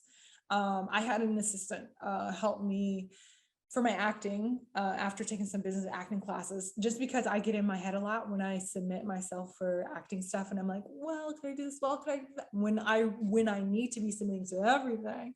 And then just choosing when I get the audition. When I did that, I increased my audition rate by a lot. And that gives you opportunities to improve your crafts and to book work. And then some of you need web developers. I mean, there are free websites out there, Wix. Like, let me just, instead of giving you all the free websites, you can also look at free websites that you like. Just get a free Wix account and don't pay for it. Just get a domain from GoDaddy. It's like $20 a year, that's it. And then point that domain to your Wix domain. And then you have a website for $20 a year, instead of paying monthly someone or something else. But it's helpful if you're going to really market the site. Just having a site and saying, oh, I have a site is great, but you got to email your site to people once a day, like Deshaun's going to do every day for 5 minutes from now on. Right, Deshaun? Right. All right. Specialty community, your specialty with community animation,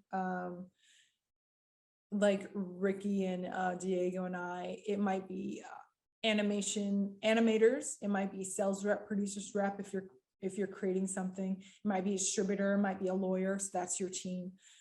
For writing, might be a literary agent, might be a writing group. So build that community. And then for industry community, it might be the film and TV producers that you're reaching out to, the brands that you're consistently reaching out to, your casting directors and writers. Awesome. And then, and just like a quick plug on this, once you do at least get like 5,000 followers on social media, there are like brands that want to collaborate with you and stuff. And so even if yours is on voiceover stuff, there's a lot of brands that want to collaborate. There's a site. I'm not saying it pays a lot, but it's, if you haven't booked at all last year, it is something to think about. Some of those brand websites, you don't have to have 1 million followers. They do like smaller accounts. Again, not saying it's a lot, but it's a good way to get in touch with a brand where you can do even more work if you leverage it well. Public community, so email list, social media following, It helps bring viewers. Why do you want a lot? Okay, so like if it was between you and someone else,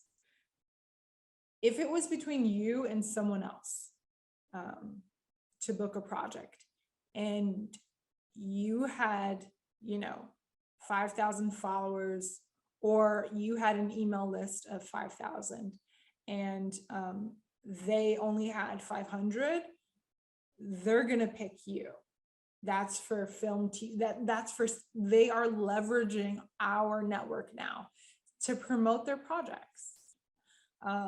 A lot of commercial work, even, they're just looking for someone with a following, and then they're just going to pick you. So consider that as well. 5 minutes a day, growing your little account. Everybody has their ways of growing, and even if it's one new follower a day because you're commenting on people's stuff or doing I'm not going to say anything else because some of you guys are going to give me some opinions, but even if you're doing follow for follow, but build daily your network, email list, or social media following. It helps you sell your own products, and it also helps you if you're distributing for a film or television. It helps you with distribution.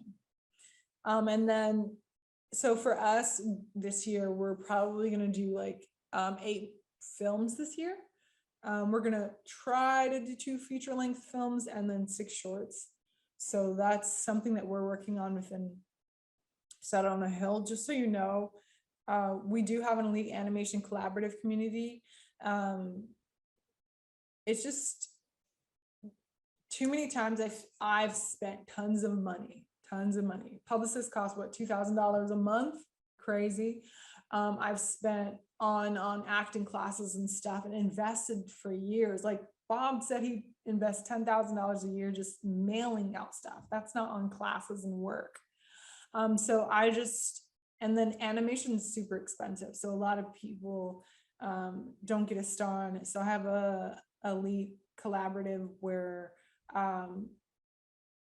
it's a program where we would get you on one of our animated films, help you get actor credit, assistant writing credit as well. If you're a composer, also composer credit. And then we're going to be submitting to film festivals and trying to also get you as like, some things like best actor, different things like that. And then we'll do some publicity, some articles on you. Because at the end of the day, you want to come out at the end of the year with something, with some articles, with film festival awards, with something. And so if that's for some people who are newer and want to get that, we do have an elite community for that. It is an investment. It's a big investment. We have 10. If you want to go to an inquiry meeting, you can just go to my site. There's one that's collaborative, fill out the form if that's something you're interested in. But what we really want to do is be your marketing and get your back and really do it in an authentic way, and build together, because it is a lot to learn. And so being a full service marketing company as well as like animation, we do that. So if that interests you, we'd set up a meeting to go over your goals, share more about the program, and see if it's a fit. That's what we're doing this year. We don't have a lot of spots for it.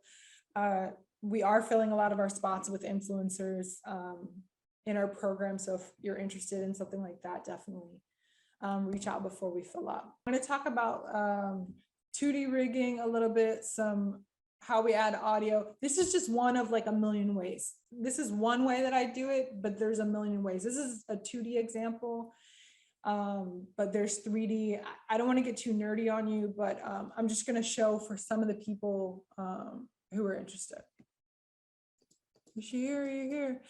So this is Diana's character description that she sent to us. And she submitted something and she sent us a character description. So it says, I guess she's too shy. She's not going to come on, or she's like doing something. It says she first gave an age and then she gave an ethnicity and then she told us about it. So just some of you guys gave me some great character descriptions, but she just hit it on the nail. She was like, age, ethnicity, this is what they're like. She made a whole mini short film in her character description. So you might say, oh, she's just a voiceover artist. You know, she's not part of the animation process. Okay, well, we'll see. So this is what she wrote. 6-year-old Latina with soft spots for sweets and active imagination, where she fights crime as La Chancla with her sidekick, a huge gummy bear, obviously. Okay, so that's fun. And she's hiding somewhere. Okay, so we're gonna go over what it would look like for me to animate her project.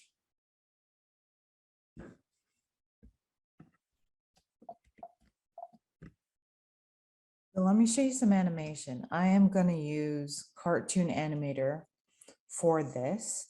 There are about 4 programs I'm going to use total, from Photoshop to Premiere Pro to After Effects, in just one program that is typically called compositing. So first I'm going to grab an actor. I'm going to grab a custom actor that we have already created and rigged. When I say rigged, that means we have already put bones on it, and it can move around. So I'm going to use my Kim character. And we have our character on the board. I want to add that audio. I'm going to move over on the dial just a little bit, and then I'm just going to click audio. I'm going to add audio. I can either record the audio in the program if I have my mic connected and it's good, or I could use my computer mic. I can type it in. Or I could pull in a WAV file. So I'm just going to pull in this lovely one from Diana Bustello. I'm going to open it. Oh man, I was really looking forward to Mama's chocolate caliente. A giant churro? Ha! Even better. You know what this calls for, right, Osito? This calls for a snackabration. A celebration with snacks. Yes, my little Osito? Really? I'll go get the magical So as you chocolate. can see, the character is already moving its mouth, which seems pretty cool. So this program already has a built-in reader for audio, and it kind of does an okay job to start out. But typically for all animators, after you send in your audio file, we still have to go in and rig your audio to the character. And so here you can see what my lips are doing, but I'm actually going to change a lot of this. So I'm actually going to change a lot of this. I would change most of this, and I would just do that here, where I would move around some of these, delete some of them if they're redundant and it's not needed. And this is all dependent on how I've actually rigged this. Although it says BMP, CHE, sound, the actual character, how I rigged the character, how I set up the sprite editor for the character will depend on what I can actually do. As you can see, it's normal and typical to have duplications for certain sounds like O, woo, and you, and other duplications. It's fine and it works great, but it still means I have to fix a lot of this in the program because it doesn't import it perfectly, which is normal. When I talk about character rigging, these are some of the bones of the character's head. This is the torso. As you can see, these are telling it where the movement should go on the hand and everything. When I create a character, when you draw a character, or when you ask someone to draw a character for animation, there's a lot more that you have to draw for animation than you do for a regular character. For instance, the hand. If you asked a designer to design a character for you and they're not an animation character director, you're going to have to tell them, well, I need the hand in, maybe 15 different ways. I need an open hand, I need a closed hand, I need a fist, I need a top of the fist, I need the bottom of the fist. I need a pointer finger, because all of these are going to be rigged into your software so you can use it on your character. The same thing for eyes. I need a closed eye, I need a halfway open eye, And, I might need, a cutesy eye or something like that. So you're going to have a couple of different options for every single body part, eyebrows, nose, different things like that are going to change for your character. That's pretty cool. So I was given a lot of fun instructions on this character within the character breakdown. Also, the copy of what the character is talking about is really fun. So it makes it fun to add information. So what I'm going to do is I'm going to follow the instructions that she gave me because she wrote it in and made it really simple to understand. So I got an image of a chancla. And this is just going to be a prop layer. I'm just going to have it as a prop. And there is our chancla. This chancla is not going to show up until maybe she says chancla. Okay. Just for instance. And, at some point, I may have this chancla, spin in a circle, and be thrown, things like that. I can't see. Wait, So some things might happen with she this chancla. has a character of mine. Look, mira, chancla. It looks like Vienna decided to join us. And the earphones just died. That just makes it a lot of fun It's okay. Put it on. to play with and rig inside this character. So this is something we might do as well. But it's mainly because I was given such great direction within the writing of this copy. And we had also a fun gummy bear. So this is all, she did not ask me about any of this. This is all in her writing and within her delivery. I was able to do this. This is not a prop. This is a character. So I'm going to rig this character just really quick. I'm just going to rig it. All right. So this is a new character that I just added and then I just rigged. It's a really simple rigging that I added some bones to. It's not a super fancy one, but I'm gonna save this character, a custom character. I'm just gonna save it.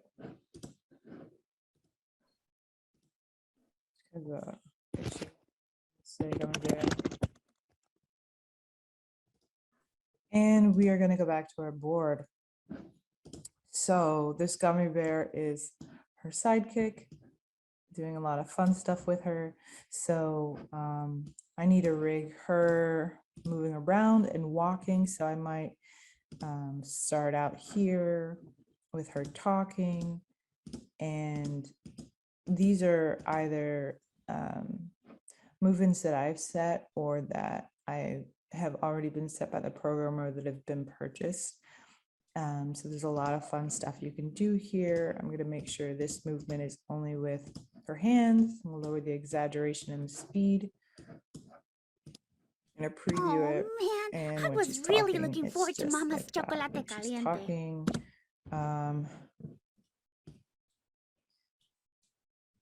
just gonna record that just for a little bit.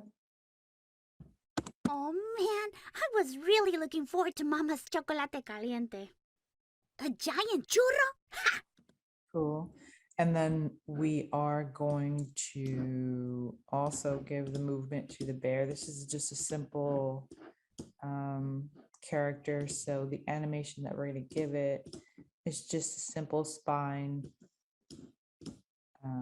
movement. And we will have this character, you can have the character jump or roll, but I'll do this one. Even better. So that was funny. I'll get a couple more. You know, and then a little jump, and we're back to square one. And then of course the chancla appears, and we finish the set. And then she kind of at the end, something happens to her, so she faints you know. So you want to record that. Tell Mama Oh no. And she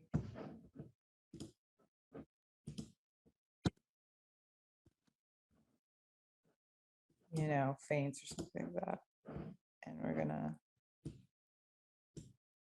rig that to faint. Cool. Yeah. Anyways. Okay, but this is just like super quick thing that I did.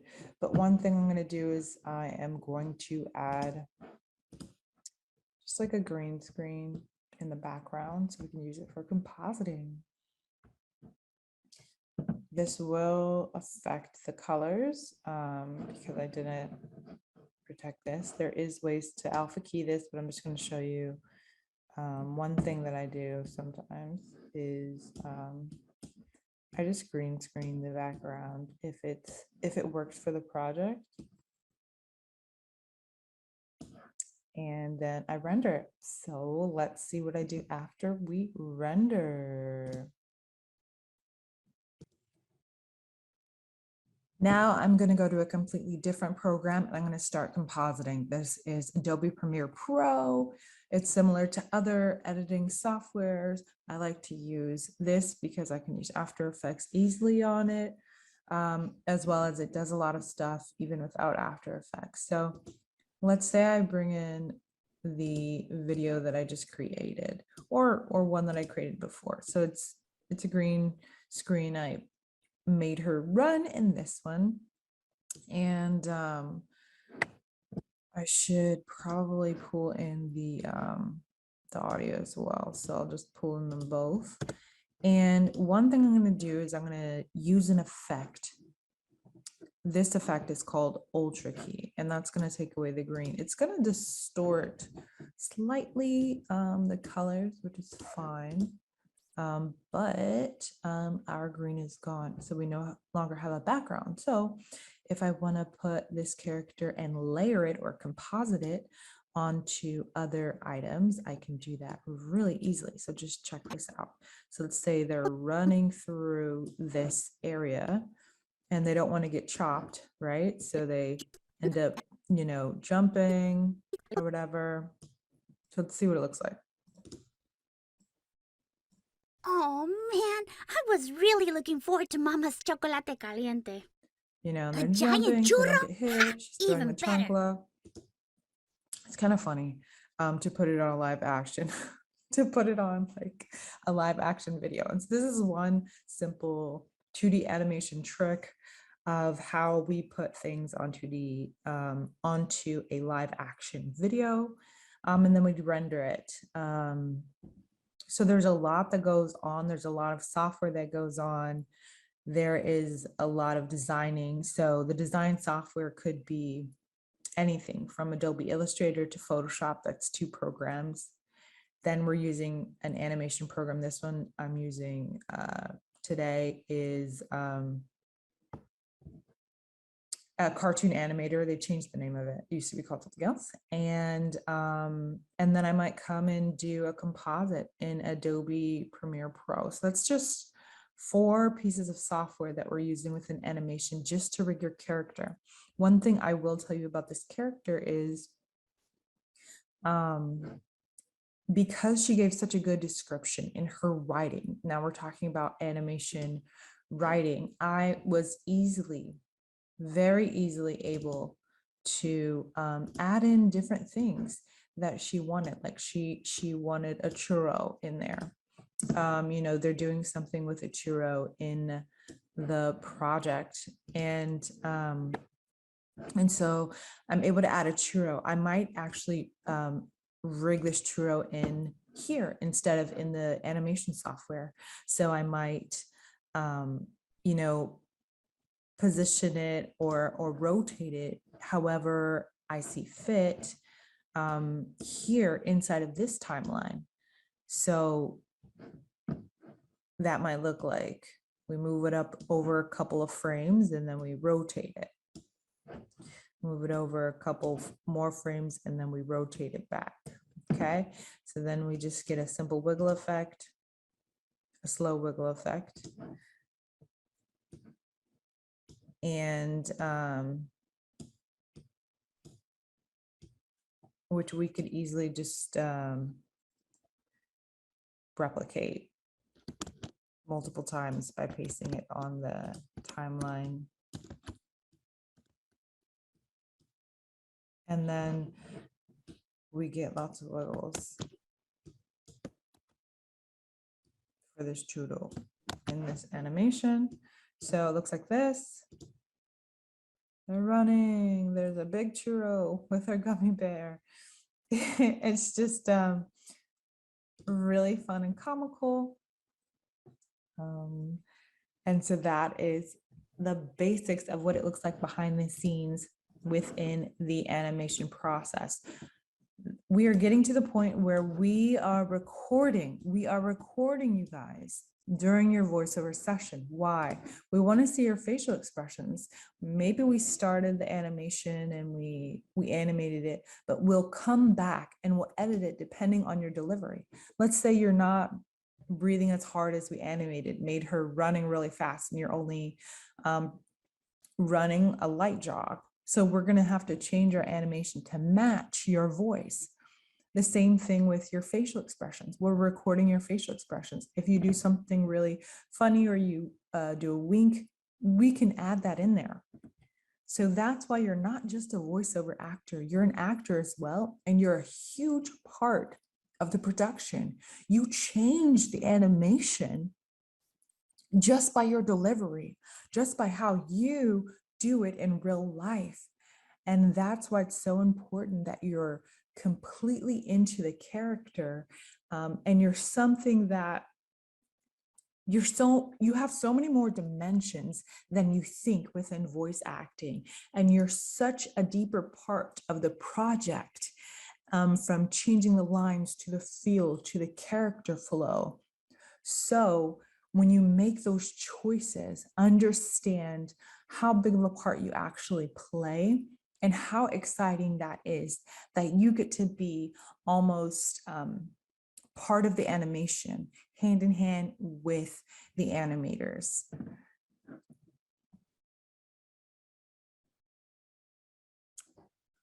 All right, Diana Bustello, what did you guys think of her? That not so much. Yeah, I thought she did a great job, but also it was just like so fun and interesting. So like, I just want to ask you guys, like, of the things you submitted, you know, we were gonna pick 10 to get animated. You know, you guys submitted some great stuff to compete, but what I thought was cool was some of you submitted stuff to get animated. Like I could see it within your submission, you wanted it to be animated. And so I just really appreciate that as an animator producer. And so she just did a great job. And so we are going to, so today we're going to announce our winners.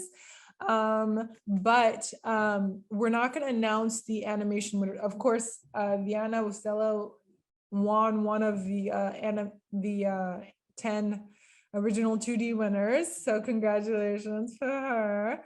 But the other 9, I'm going to tell later. And then the most creative original one, I'm going to tell later. So we're going to start with the semifinalists. Okay. So our semifinalists, they were originally only winning the roster, but we added a bonus to get this $50 gift certificates to attend the Animation Builders Virtual Summit and the replay.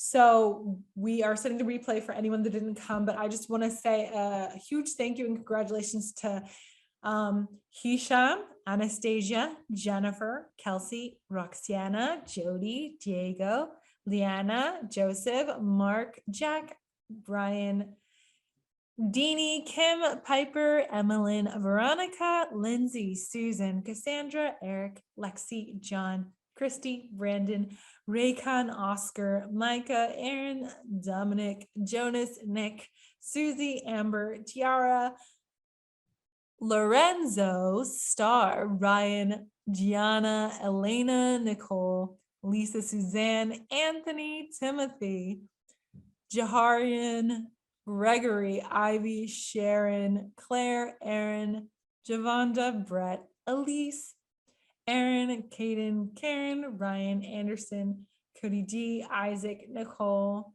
Sores, Vasilika, Jeanette, Noah, Sharika, Patrick, Marcia, Ann, Marian, Shanti, Valerie, and Robert.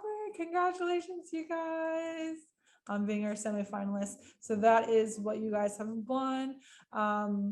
Thank you so much for being a part of what we're doing. We added that bonus. I hope this bonus was a benefit to you. I hope this whole session was a benefit to you, because that wasn't originally on the thing, but we wanted to give it because you guys just did such a great job.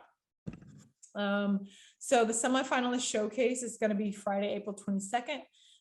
It's going to be on our Facebook Live. We'll send a Zoom link in the Facebook group if you can attend, or we could just send out a Zoom link and then whoever can come. And but we have what's the showcase. We're going to feature your submissions if you come, and during the event we can do table reads, we might do mock practices, we might do different things. And so it's going to be a lot of fun. You can ask questions and we can improve on areas. Everyone can join, everyone can listen when we have these, but this is one specifically for our semifinalists for the great job that they did. So congratulations. Now we are going to go to our finalist winners.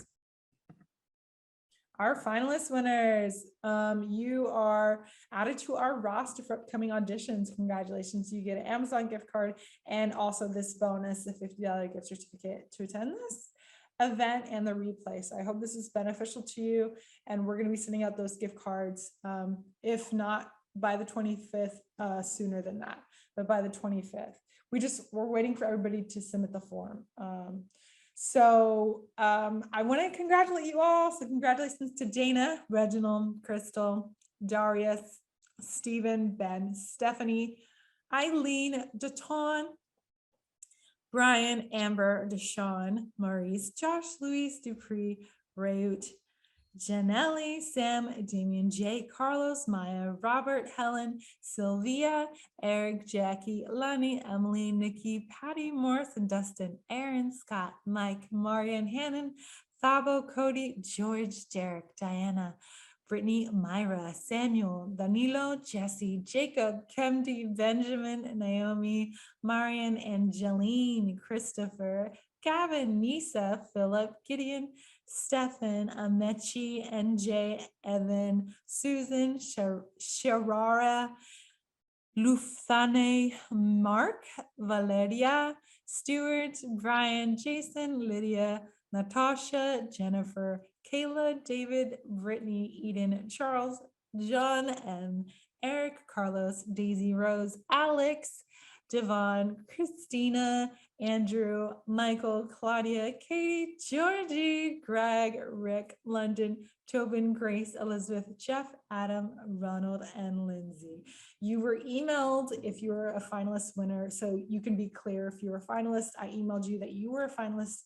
If you were a semifinalist, I emailed you that you were a semifinalist, just in case there were some name repeats. And our finalist showcases are going to be on these dates in April, May, June, July, August, October, and November. So feel free to join. It's flexible. If you can't make your date, just come to another one. No big deal. We have a group. We're going to be doing some stuff. Hopefully, I'll be posting the rest of the winners with their animations and just have fun. We're just going to have fun and grow together. Hopefully, we'll have some more special guests. Who knows if Bob has some more tips for us.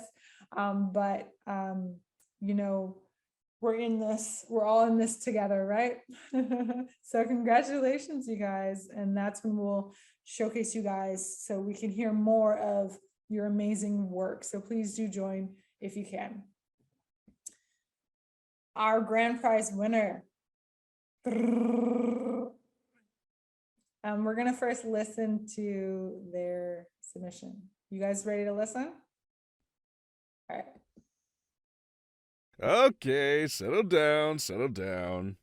You know, most people look at me and ask, Xavier, how do you live life so cool? To which I say, one protein shake at a time. You may hold your applause. Okay, let's reveal our winner.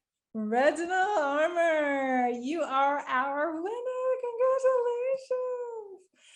So let's see if he's ready for a speech. Let's see if we can get Reginald to unmute himself. Are you gonna do it, Reginald? Are you gonna do it? Yeah, yes, I will. How do you feel? I I honestly don't know what to say. I really don't. Congratulations. You are going to be on one of our upcoming films. We're so excited. You're also going to get the Industry Insights interview with one of our producers, and also along with all the other gifts as a finalist. So congratulations to you, and thanks for bringing such a fun character and delivering it so well. Oh, no, thank you, ma'am. I'm again, I don't know what to say.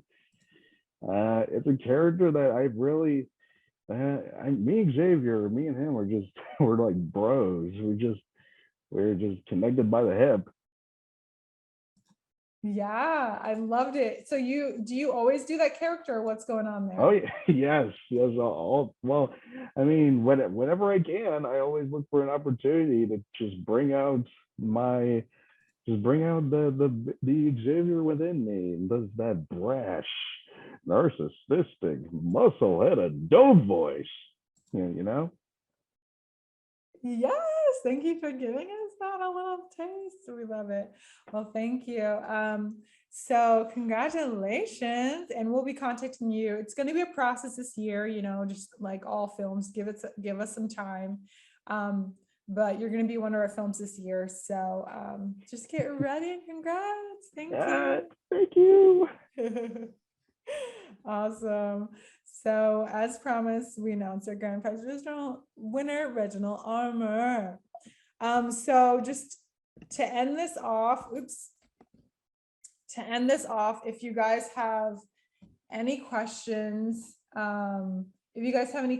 for me, I think somebody did ask. Sorry, that's like a wrong slide. Somebody asked about this, but do you guys have any questions? There are handouts on setonahill.com/ABVS handouts. I put in the chat, but it's also on the website. Do you guys have any other quick questions that you want to put in the chat? If you put in the chat, I'll jump on. If not, we are good to go. Just a last reminder, I do have 10 interview slots for the Elite Animation Collaboration Program. Just go to setonahill.com/collaborative and fill out the form. It is an investment of a project, but we help you join together as a collaborative to really launch you as an actor, writer, and composer. So awesome.